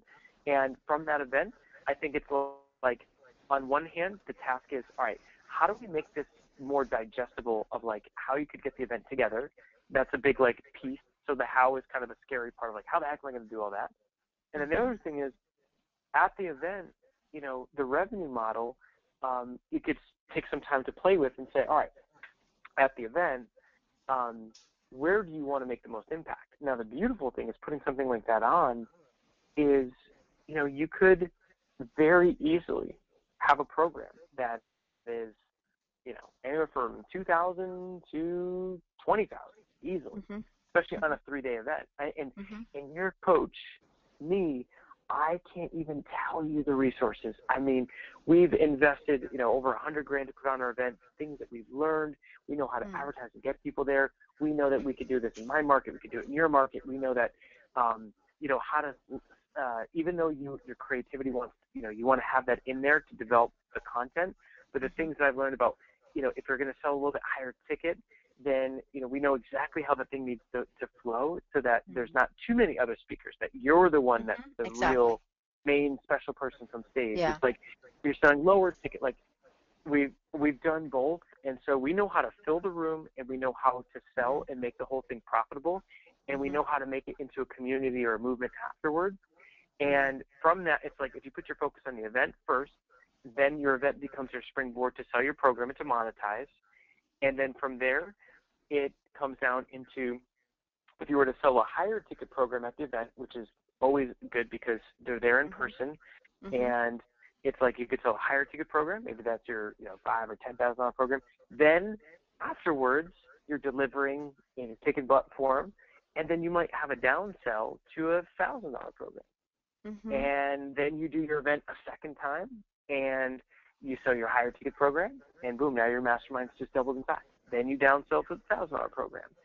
And this year, think of it as, like we have, what I love about this is we are so similar. Like we both have a very similar vision about like the Tony Robbins model and different events. And what's really cool is that I'm wired the same way. Like, so my goal with Ignite was to make it like UPW in my own way, but cooler, right? For my tribe. And, but from there, I know that 2015, I have to do Ignite full out 2 more times. Right. 2016, I guarantee I need to do Ignite. I think that it's going to be 2 times a year, indefinitely. But in time, maybe it's 2016, boom, now we have like Marketing Your Movement, which is, an event for, more internet marketing style. You know what I'm saying? Like where that Right. content, maybe that event, like Ignite Your Movement, we're doing free tickets, and that model is so good. And we know you can advertise. We know you can get people in the room. We get them committed because they have to pay $97 refundable deposit.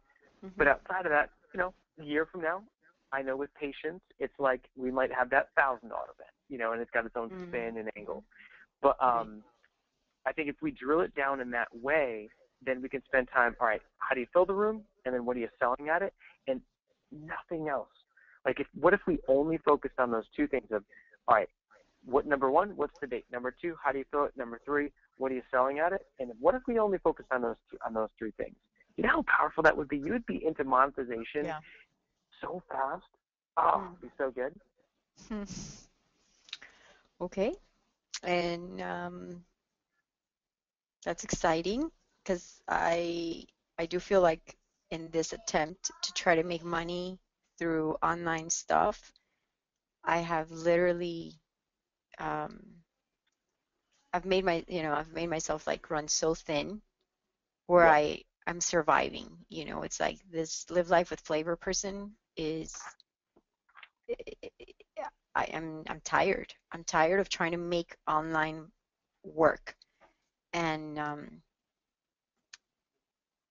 I feel like, constantly, like, I don't mind sharing content. I love, like, anything I learn, it's like, poof, any experience I live, it's like 2 blog posts a day. I don't release them I release them every day, but if I write 2, I only release 1, but the whole expense on me and the draining on me of, like, okay, I need to monetize this, but, clearly knowing that I need to be live. Like, have you ever heard of Perry Marshall? Yeah. Oh, yeah. You have? Okay, he's got a marketing DNA test, which, I don't know if you've ever heard of it, but it's phenomenal. And in this marketing DNA test, I'm going to read you, if you don't mind, what it said. Okay, like, these are the results for me. So the communication strengths you most naturally lead with are mover of the masses, strong persuader. You're a consummate salesperson. People feel immediately at home with you and often give you the money they wouldn't give to anyone else. You attract an eager following and you crave the attention you legitimately earn. You have the ability to read an audience, one or many, and respond appropriately in real time. You do your best work in the context of a team. For you, the magic happens when you sell someone else's talent. That part I don't understand so much, but okay. Product or process. When others mind the store and take care of details while you do what you're gifted to do. You have the power to persuade, like many of the great world leaders throughout history. In fact, your number one means of persuading isn't merely to present a sales pitch, but to inspire in real time. You're not just a way to put it, and people wonder how you've come up with turns of phrases with such ease. A lot of your best ideas come and go because no one is available to capture and harness them. You need someone to follow you around and take notes. You need a team with the production management and follow-through capabilities to put those ideas into action. You have a gift for turns of phrases. You have an ability to encapsulate situations and feelings into words that is rare. Your quotes are quotable. You could be a poet, a psalmist, or a lyricist. Matters of the heart which elude analytical people are your forte. You walk into a room full of people and not only can you immediately sense the atmosphere and mood, you can describe it and even alter it by saying surprisingly little. Many times people don't even know why they buy from you, but what's important to them is that they feel understood, that you can read them, their diary. As a copywriter, you have a unique ability to speak heart logic, which is entirely different from head logic. In tandem with analytical people, you help steer the ship and evaluate results. As well as producers and alchemists, you can build enormously successful businesses. You revel in pageantry and drama. Think Broadway diva or Cirque du Soleil. Not only are your presentations beautiful, but they're delivered in perfection with the first time. You love it when all the aesthetic elements come together on the spot and deliver an impressive performance. In concert with alchemists, producers, and writers, you can do extraordinary things. I've been doing the wrong Damn. thing. Well, and what's so, this is what's so fun and exciting is that, today marks a day that, it really is. Yeah. You have so many gifts, so many talents, and your story is so powerful and inspirational. And in all we're talking about, just as you just said, is that all your energy is basically, it's being used in a channel or in a vehicle that just isn't your highest and best. You're not in the zone. You're pushing the boulder uphill, and instead because we just nailed what you should be doing, it's like Tony Robbins said, you're pushing and pushing and pushing the boulder and boulder, and it's like with this one adjustment of you just focusing on the event right now, if I were you, I'd be scared out of my mind. But the I am. beautiful thing is with faith, you know that the how will Yeah. show up because this just unlocked a part of you. It says, wow, I've been doing the Right. wrong thing. Why don't I just do the events? And all of a sudden, you're going to go from pushing and pushing in internet marketing to this event and you Right. putting a date on paper. Here's what's going to happen. You'll put a date down wherever it's going to be, whether it's at your home, at a hotel, whatever that may be, is you claim the date. That's your next step with enough time out there so that you can truly put on a work of art, right? And within your budget. I mean, hey, if you got to do Right. grassroots and you do it within what you can afford, that's how it began.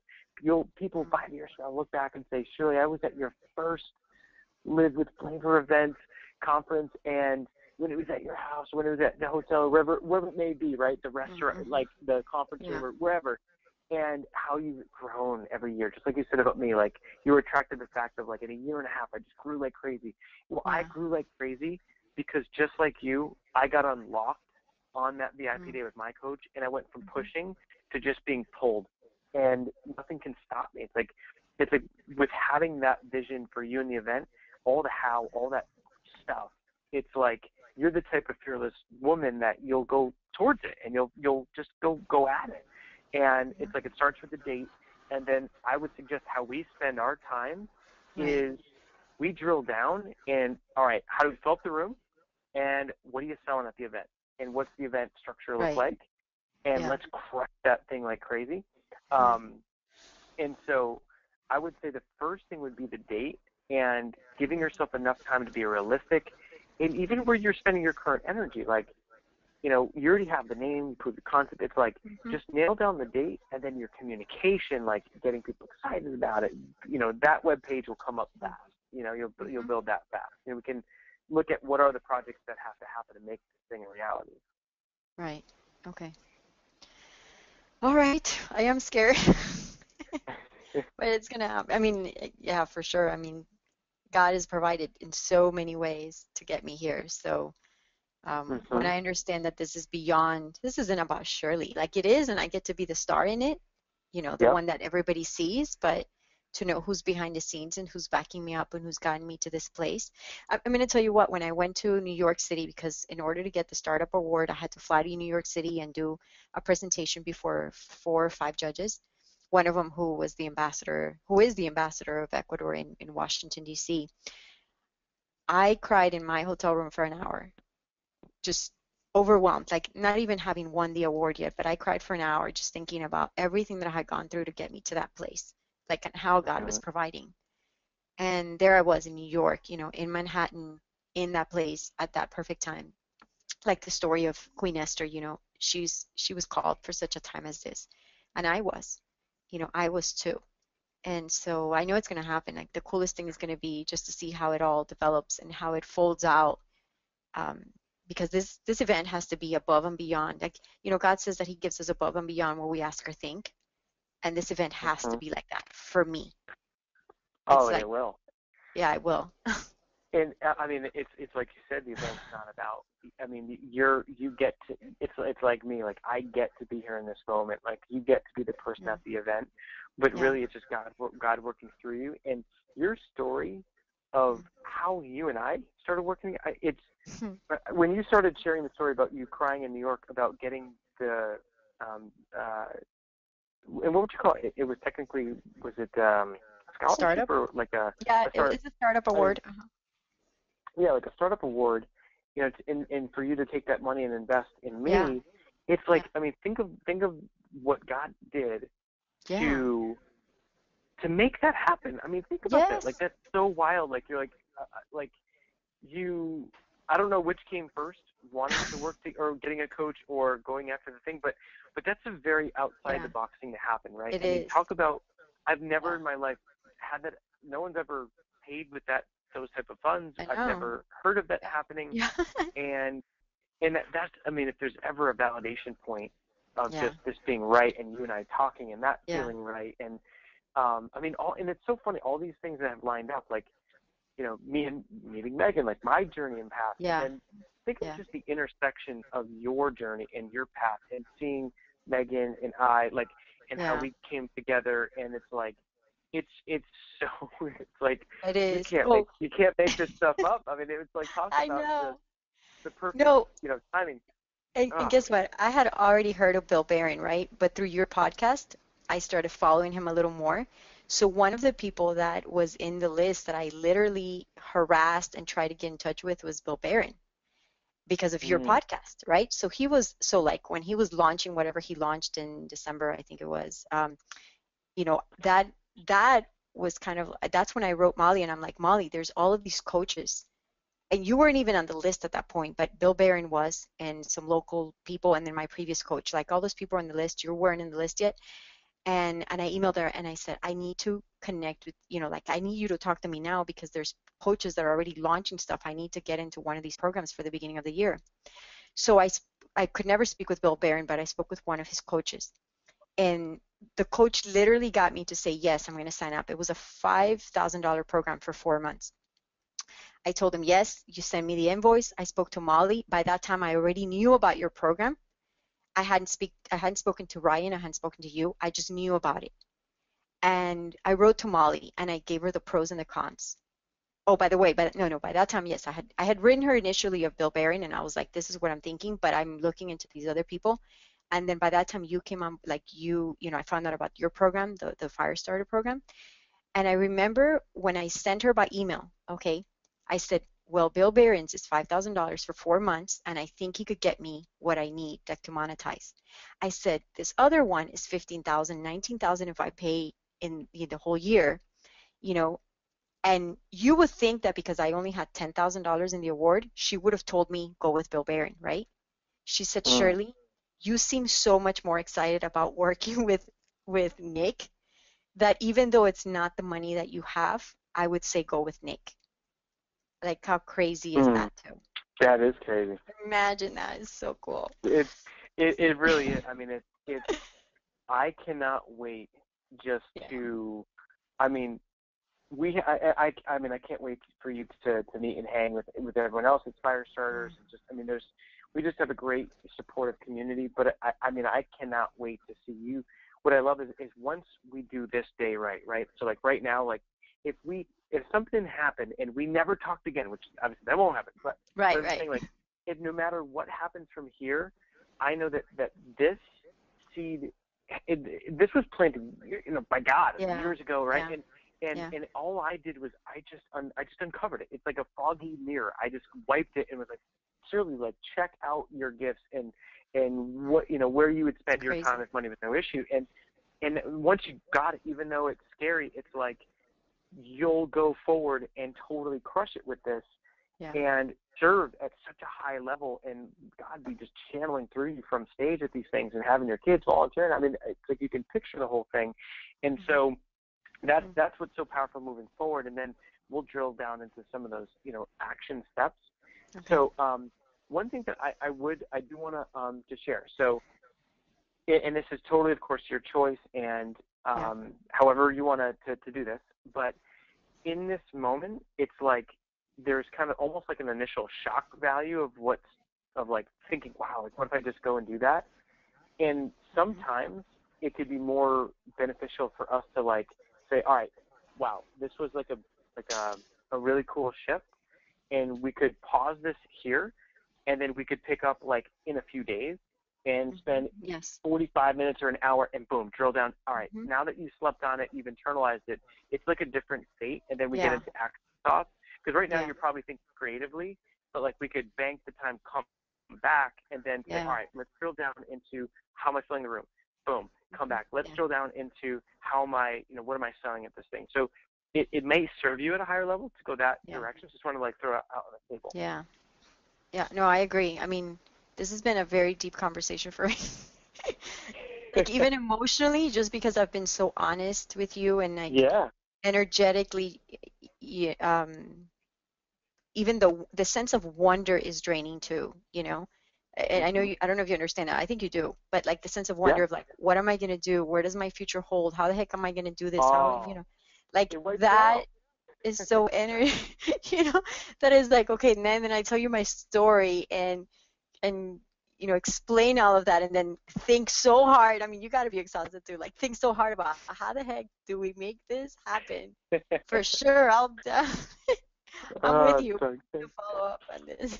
Yeah, and so because I just want you to know, I mean, you've got my 110% support. We just what's so much fun is, I mean, Valerie, I mean, she helped us. She was at Ignite. She helped us run the ads to fill that room. Like, we know whether it's ads, we can support you. And what's cool is that even though what you've been currently doing online has been like, more of a push than a pull, but it's like when it's in the context of this event, ads can support. But the great thing is, in the short term, it's not even about that. It's really more about your own tribe and just getting, I mean, you've already proven, you can pull people together.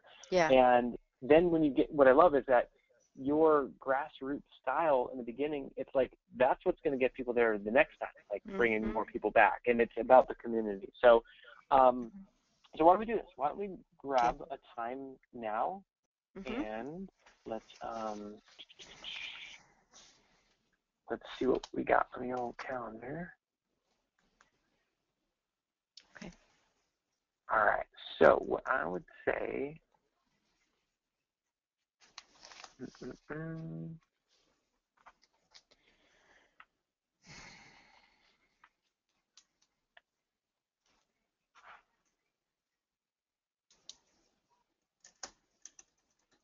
all right. So let me see here. Can you do?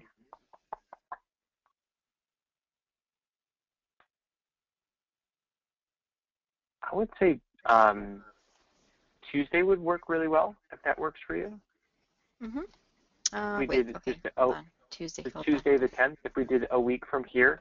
And so we could like lay down in that week. I mean, if you were to think about, the event, what it would look like, how, what would your marketing plan, like you came to it with like all those pieces, and then we just, boom, we move pieces around and just really drill down into what it looks like. Also, if you came to that meeting and you're like, I'm a little freaked out, there are things that's like, I mean, I think you're such a powerful woman. I mean, I know that you can just power through it, but sometimes there's some limiting beliefs or things that, I'm trained with, NLP and hypnosis and cool things where we can truly reframe some things. Like so basically if you slept on it and then all of a sudden you had some crazy things popped up, it's like we could reframe them and things like that, which is cool. So I would say, could you do 3:30 Pacific on Tuesday? 3:30 Pacific. Okay, let me just check something, because I had asked a guy, a friend of mine, to host the webinar, like where I'm speaking. Building character, but I don't remember if it's Tuesday or Thursday. So give me a moment, please. Okay. I have to do the square breathing you taught. Not right. Like, holy shit. Okay. All right. So Tuesday, 6:30 Pacific. You said the webinar is supposed to have. It is supposed to be that day. Well, and you know what? Tuesday at 8 p.m. I mean, we could easily do we could do Wednesday. Okay. Let's see. I could do weekends too. I mean, I don't know if you work on weekends, but if you needed to, that'd be fine for me too. Yeah. All right. Why don't we go Wednesday? Could you do 10 a.m. Pacific on Wednesday? Yeah, that's 1 o'clock, and we have our coaching call at 3. Is that good for you? Yep, that's perfect. Okay. And so, if you want to plan, we'll do an hour. So, like, so we'll just plan that if we do an hour. I mean, even if we wanted to, I mean, if you got what you need in 30 minutes, cool. We'll just keep banking it. Banking the time. And so, all right. So 10 o'clock a.m., 1 o'clock your time, and that's Wednesday the 11th at 10 a.m. Boom. Okay. I love it. Awesome. Wednesday the 11th at 11. But 1 my time, right? If it's 10, it's 1 p.m. here. Yeah. Exactly. Yeah. Well, I think that this is perfect. And then, I mean, then all the things that pop up are questions, and then think about, I would come into that with, all right, Nick, here's what I think about my, date. Here's like how I would market it, how I get people there, content outline. I mean, just like go full out and just say, here's what I think I could sell, and like here's what and the same thing about just what you would sell is what's so cool is and it's not a great way to think of it as what you would sell. It's more of like how you would serve them, right? And it's like moving forward. I think that building those events, synergistic to that, is really about masterminds. And it's like, think about Firestarter Pro, and what's that version with your world, and because odds are, whatever number pops up in your head, it's, I mean, quadruple it is what you're worth, basically, because we always do that. We always like undervalue ourselves. But, if you had the right women together and, and created that kind of a mastermind group, and you knew, the outcome, what does that look like? And so, popping back on, you and I together on Wednesday the 12th, we'll drill down into those different pieces, and then, we'll just keep moving fast from there. And I think what's great is we'll be able to then look at it and be able to go through some of the different challenges and questions, and then we'll be able to look at, all right, now we'll connect the dots of like how this becomes real from getting people there, and and getting it to where you have that plan of, right now you've got the clear idea of where you want to go. Next step is, all right, let's now create the plan where it could even be as granular as a week-to-week basis of what needs to happen to make it come to life in reality. Once you see that, it's like, wow, there's the how. I got it. You see what I'm saying? Right. Okay. All right. Yeah, that makes total sense, and I'll definitely, of course, be working on that. And so I have two quick concerns, just parallel to that, and it's first, it's like right now I'm not generating any income, so it's very stressful for me, and it's very stressful for the family. Just because I do have monthly expenses for the website and stuff like that. I have Ontraport because I wanted to have the best, so it's crazy. Yeah. So I do have some expenses, and then we have the mastermind coming up, and I'm like, crap, like we don't have any credit cards because when all that stuff happened, we just almost lost everything. Like our motorhome got repoed, et cetera, et cetera. So we live on what we make, and so I do have that pressure of like, okay, I want to make the money to go to the mastermind. I want to make the money to pay for my expenses. And because I'm a great multitasker, I know that I'm as crazy as being willing to like launch some mini something just to make the money, just to get there, But at the same time, I know that has been my norm. Like I can multitask in so many different ways, and even though I may not feel like I'm spreading myself thin, I am. You are, yeah. And I think, so I'm with you as far as, when you have to provide, you and you don't have a choice. And there's things that I had to do with Life on Fire. If I had money to do what I wanted to do, I never would have done it, right? I was forced to, this past fall, I was forced to do things and email the list and sell at a pace that was way more than I ever wanted to. And it maxed me out, and the team out more than we ever wanted to, but we had to. So I definitely get that. So so come to that with, come to the call next week with, what is a short-term low distraction, high yield promotion that you can do, to the list. I need to write that down. Okay. Yeah. And, what does that look like? Because I think I'm with you that you've got to provide in the short term when you need to. So, there's going to be some of that kind of multitasking sacrifice to be able to make that thing a reality. Yeah. But I think that we're going, like, if you can do it in a way that doesn't derail the essence of that event, and it doesn't distract you to where you're only doing it because you have to. And it's a part of being able to get it together. What's funny is that because you have the event, you'll actually do it at a high level, and you'll be fired up about it because it's like, we had to do like more promotions than we ever thought we were possible, just because we had some huge bills with the event. But we were so oh my gosh, because we knew. I just thought of something. I'm sorry. Oh, good. I was hearing. I'm like, okay, all right. So I didn't tell you this, but I don't know if you've seen it or whatever. I wrote a book. I wrote a cookbook. Because when we were traveling, all of those people, all the American people, like outside of Miami, they all thought we were Mexican. So they would always be like, oh, do you speak Mexican? Do you eat tacos? And I was like, oh my gosh, we don't just eat tacos. Like, in fact, we don't eat tacos in Ecuador, right? So because I had learned so much about publishing, self-publishing, and all that stuff, I said, well, as a woman, as a mom, what is the best way to introduce one culture to another? And I thought food. So I wrote a cookbook, which is fabulous. It's like absolutely beautiful. I have a hardcover copy, and in fact, the whole Live Life with Flavor came out of that, because the very first thing I did was write that book. Like, I just knew, we sold one car, I don't know what, and then I printed 3,000 copies of that book. Okay, I know, it was crazy. So I printed 3,000, which I've sold 1,000, but I still have 2,000 copies sitting in my closet. I have the ebook versions, which I've used that to build my list, I've sent many times. Like, in fact, this entire week, I'm giving the book away, the ebook away for free, and the upsell is getting the book for half price, the physical hardcover book. So what if I developed, and I knew you wanted to discuss this next week, but I just had to throw this out there. I was like, what if we sell that inventory to be able to monetize? Like, not just for me so that I can live for the next couple of months, but I can also create my list. And I actually developed my brand because of that book, because it was like Live Life with Flavor. And when I tell people to spice up their marriage, and I tell them to, you have to see the video on my website. It's only a minute long, but it's all around that. Like, all the colors, the spices, the flavors, the language that I use, like season up your life. It's all a play on words around that book. Nice.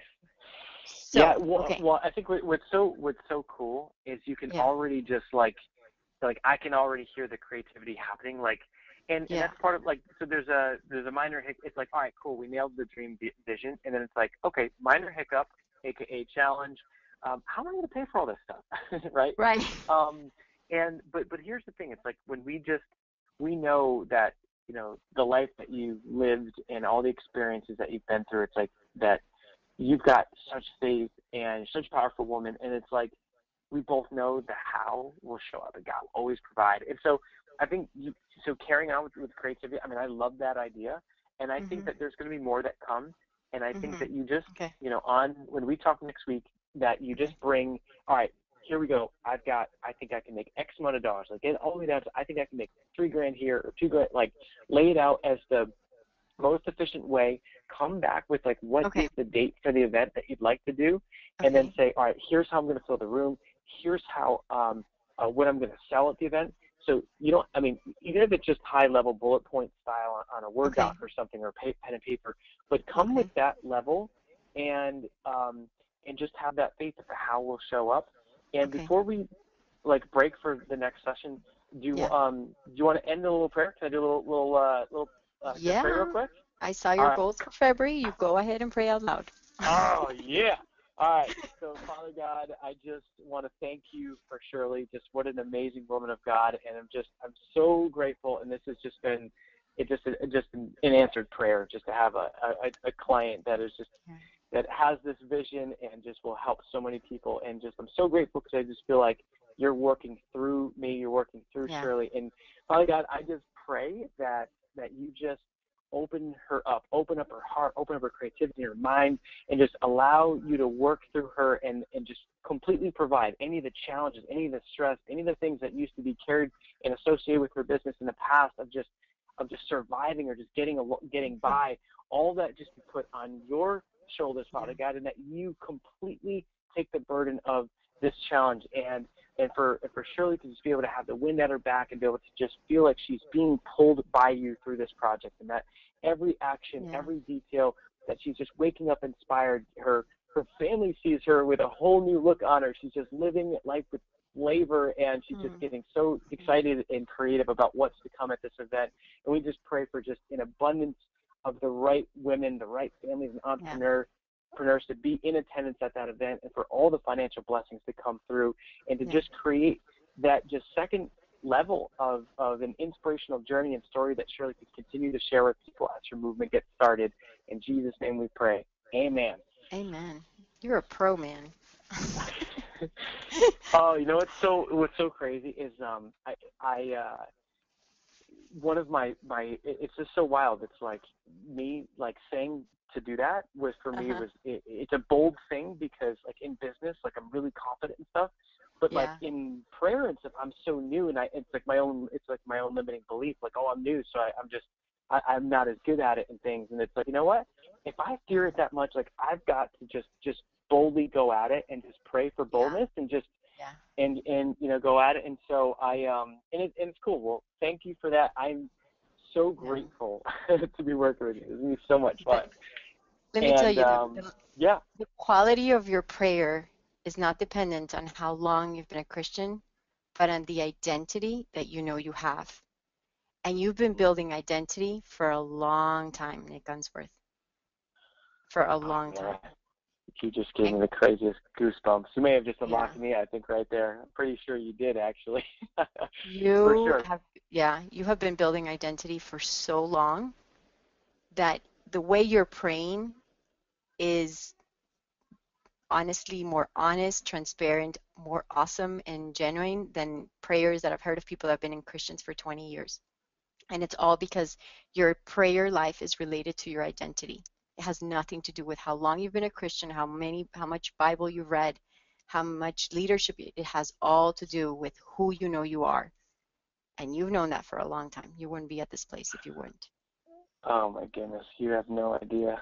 That is the words I needed to hear. You have that is going to send me down just a totally different path. Like, oh, it's so good. God is so good. This is so yes, great. He is. I love you, man. I was just going to say I love you too. Well, seriously, it's been amazing. I'll catch up with you next week and work on tomorrow on like the Wednesday call. And I got your back, and I'm going to help you every step of the way with this thing. I know you are. Thank you so much. Awesome.